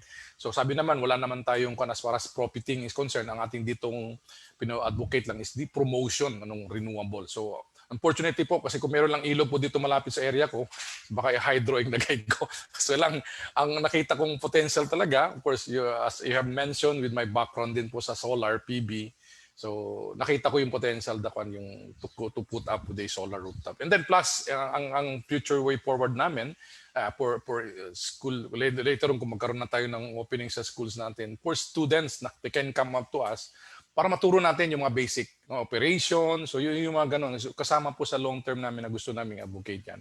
At least maturuan na natin mga youth. Even right now, I believe we have also collaborating with TESDA or even mga curriculum sa academe natin coming up with a curriculum na kaisama na yung renewable. In the early stage of the youth, meron na tayong maging aware na sila. Although right now, I believe some schools or academies ay talagang ni-inject na nila yung requirements na yan. So aware na sila po sa mga renewable natin resources which our country has vast potential. So isa yun sa in-advocate natin. And we are thankful with our mga ibang ahensya like the DepEd doing those things. And of course, collaborating with us para po on the technical, on mga policy, ay pwede namin ma-share din sa kanila. So that's it po actually yung the DU is doing right now. So as far as Luzon Field Office, actually sabi ko ma'am, we are hoping, pag after this, looking forward ako, pag na-encourage natin sila, makikita natin halos baka lahat ng bahay malapit dito, mga building, ay may mga rooftop ko na rin po installation. Thank you, thank you. Thank you so much, Director Renante, for that. Tama po, maganda yung sinabi niyo, sir, walk the talk, diba? Maganda talagang mensahe po yan. I think Ms. Hershey mentioned here also the DOE is working with DTI in order to monitor the RE installations and even standards. And syempre, again, na-mention po yung LGU Energy Code, diba? So, ibig sabihin po, meron daw dapat tayong energy persons responsible per LGU. So, sila yung nagmo-monitor yan. So, thank you, Director Renante, and of course, Ms. Hershey. Ayan. So, thank you so much to our, of course, Jen, maraming salamat sa iyong insights. As always, I'm always very inspired by our youth climate reality leaders. And speaking of that, Speaking of that, naku, nung nakaraang araw po, of course, we just celebrated International Youth Day a few days ago, and they launched, di ba? Very proud ako sa ating youth cluster. They said they actually launched their Race to a Better Reality, di ba? Isa pong original song. Ito po ay isang song, no? Composed ng ating, no other than isa po nating CRL. Yan, syempre si Angela Era, si Jel. The song is a call for everyone. Acting and leading on climate is not only a bid for survival, but a chance to build a world that is just, healthy, and sustainable for all. Let us all listen to the song's teaser. Ang pangalan po nito ay Muli. Kay sarap pakinggan ang halakhak ng mga bata sa dapit hapon kasabay ng huni ng ibong malaya.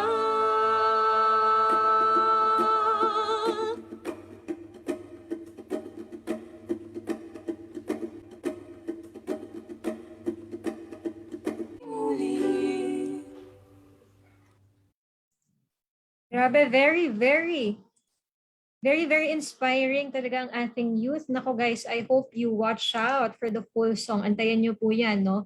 I'm very amazed by the talent of our youth climate reality leaders. No, sa pamamagitan po ng kantang ito, inaanyayahan po namin ang lahat ng kabataan, no? Kasi sabi nga ni Jen kanina, no, na sana sama-sama tayong sumulong sa nagbabagong panahon. Sama-sama tayong makibahagi muli. So abangan niyo po ang ating full launch ng song na ito next week. So tune in lang po sa ating social media pages, of course, the Climate Reality Project Philippines. Ayan. So I guess at this point, alam ko ang dami-dami na natin talagang natutunan from our guest speakers. Sobrang thankful talaga kami sa ating mga guest speakers for joining us. Now, to close this episode, ito po, dear speakers, we're just requesting siguro just to deliver a brief closing message, just a one-liner lang po, no?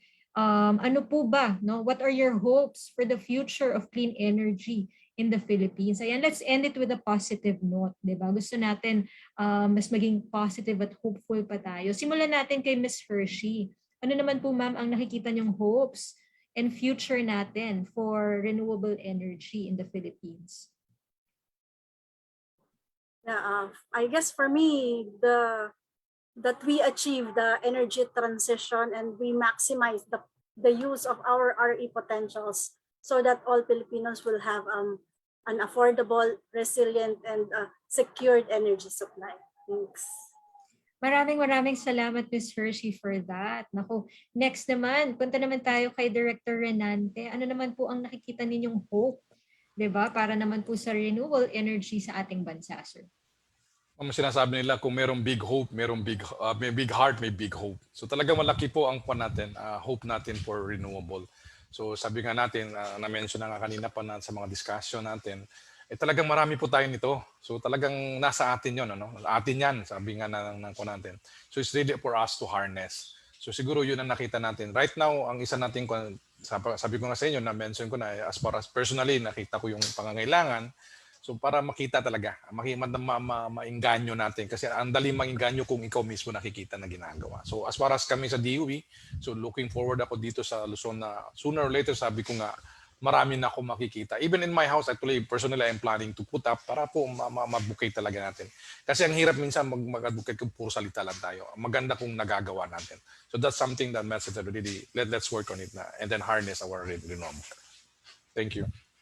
Thank you so much, Director Renante, for that. Yan. So, heart and hope. Gusto ko yan, di ba? Let's move on to Ms. Lourdes naman. Ma'am, para sa inyo naman po, ano po ang hope natin for the future of clean energy in the Philippines? On to you, Ms. Lou. Yeah. Okay. Well, for me, really, renewable energy is a thing of the future. No? So with this, there's no denying it's really the way forward. And for us, no, like ako, I'm very grateful that I was aligned, I was given a chance and a privilege to work in this sector. So I'd like to, since this is a thing of the future, I'd like to challenge really our younger generation, or our youth, our young people. So it's good that we have the youth here, because we are now people involved in the renewable energy. Me, no, like personally, it's a highly technical and scientific endeavor. So we really want to encourage, no, the youth to be involved and maybe pursue a career in renewable energy. So be a scientist, be an engineer, no. Especially particularly here in the Philippines, we need a lot of good people who will really work hard, no, for the to maximize, no, the development, and to really achieve our targets, no, for the renewable energy. So it's a challenge, no, and I will tell the youth na RE is cool. It's really cool to be with the renewable energy. Thank you very much, and thank you again, Climate Reality Project, for inviting me to be part of this activity. Thank you po. Thank you so much, Miss Lourdes. Ayan, meron na naman tayong bagong hashtag RE, Renewable Energy is Cool. Ayan, ibalik natin siya, 'di ba, sa gawin natin siyang mainstream, guys. Gawin natin siyang popular. And thank you so much for joining us, Miss Lou. Maraming salamat po for your words. Now, on to our, yes, of course, last and final message, siguro syempre from our regional representatives. Engineer naman, Ronaldo, ano naman po ang thoughts natin or ang hopes natin, Rolando, no, and apologize. Engineer Rolando, ano naman po yung hopes natin for the future of renewable energy in the Philippines? Ang vision ko na sana in the future, kasi goal namin na go for RE. So sana lahat ng mga potentials natin dito sa Pilipinas, especially sa Mindanao, ma-utilize natin para magkaroon din tayo ng contribution sa ating environment, na ma-reduce kahit na konti lang yung contribution natin sa greenhouse, lalong lumiit. So yun ang vision na gusto kong parinig. Tapos yung kasi dito sa Mindanao Field Office, meron kaming program before the pandemic and during the pandemic. We are conducting an IEC campaign for LGUs to inform them kung what is renewable energy, and also technical assistance to those barangays and sitios na lalo na sa solar, na para ma-enhance yung knowledge nila, marunong silang mag-repair ng mga equipments doon sa solar na binigay ng DOE, lalo na sa solar home systems, saka sa barangay electrification program. And also, nag-conduct rin kami ng IEC sa mga high school and elementary teachers with regards to renewable energy, para ma-inform sila kung what is renewable energy, what is the contributions of renewable energy to our environment. And also this coming September, we are also in IEC program again for our high school students, para malaman nila kung ano talaga yung RE, as what we did for LGUs and our science teachers ng DepEd. So yan lang ang namin, na at least nakakontribute kami for the awareness of the people, especially in the government and our teachers and the youth, yung mga students na ika-conduct pa namin IEC, na magkaroon sila ng idea para at least kahit paano mag-think sila na what is, ano talaga yung RE. Yun lang po. Maraming salamat. Thank you so much, Engineer Rolando, for that. No, of course, IEC, talagang very important ang awareness campaign, di ba? Especially sa ating mga youth. Talaga, di ba? At this point. So, of course, before we end, syempre gusto ko rin malaman, di ba? Syempre, for Genellie as the youngest here, and you have the most at stake, di ba? Ano kaya yung hopes mo for the future of clean energy in the Philippines? I'm still very hopeful that we will be able to transition to clean energy. But of course, no, I'd like to echo that we need really the collaboration.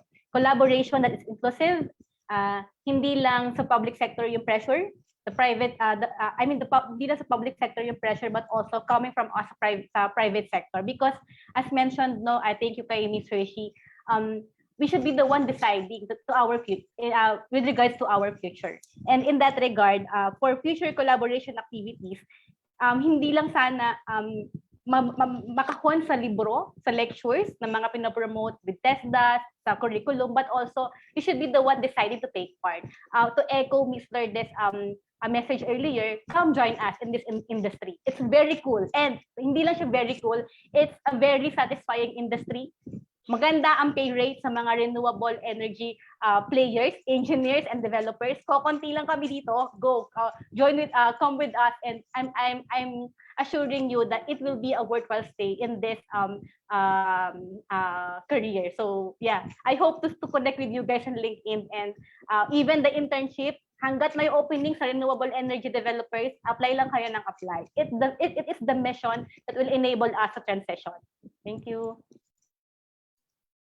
Thank you for that, Jen. O, 'di ba? Talagang we're calling on scientists, 'di ba? Push natin renewables, 'di ba? Guys, you're young, 'di ba? Try niyo yung RE renewable energy, the business, the career. 'Di ba naging recruitment naging recruitment campaign, no? But again, the future is here, 'di ba? Sabi nga may forever, 'di ba?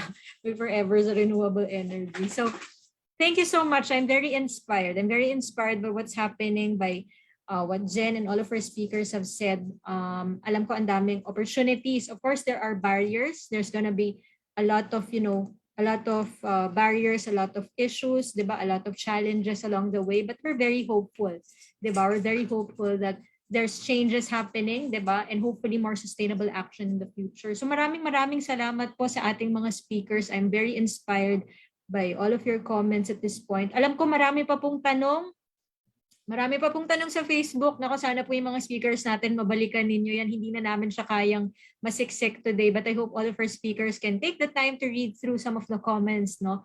And I hope you answer also all of those concerns. So maraming salamat to everybody here. Of course, I want to make sure, and I want to thank everybody for the work, especially our speakers, for the work that you do to making sure that our planet is going to be sustainable for the generations to come after us. I hope we meet again. Di ba po? Sana po matuloy na natin yung conversation. Sana this time around, ano naman yung nangyayari? Kasi sabi natin, nandun tayo sa LGU level and monitoring that. So tingnan natin ano pa po yung pwede natin gawin at that level. At sa mga pagkakataong yun po, sana naman sa susunod nating pagkikita ay mas laganap na talaga. No? Mas marami pa, mas concrete pa po yung policy systems, pagkilos natin tungo sa clean, affordable, and secure energy system sa ating bansa. So, again, on behalf of the Climate Reality Project Philippines, we would like to thank you, our dear speakers. Of course, si Ms. Hershey, Director Renante, Ms. Lourdes, Engineer Rolando, of course, Jen, and all of our viewers who are watching us today. We hope that we made this an insightful, interesting, and thought-provoking discussion for all of you. Now, before we end this podcast, we would like to remind everyone, please visit the Instagram page of the Climate Reality Project Philippines and our Twitter account. Diba? Very active po kami dyan. You may also visit the following socials of our guest organizations. Their handles are flashed on the screen. This has been Klimatotohanan, a fortnightly webcast organized and led by our climate reality leaders to tackle urgent climate issues of today and tomorrow.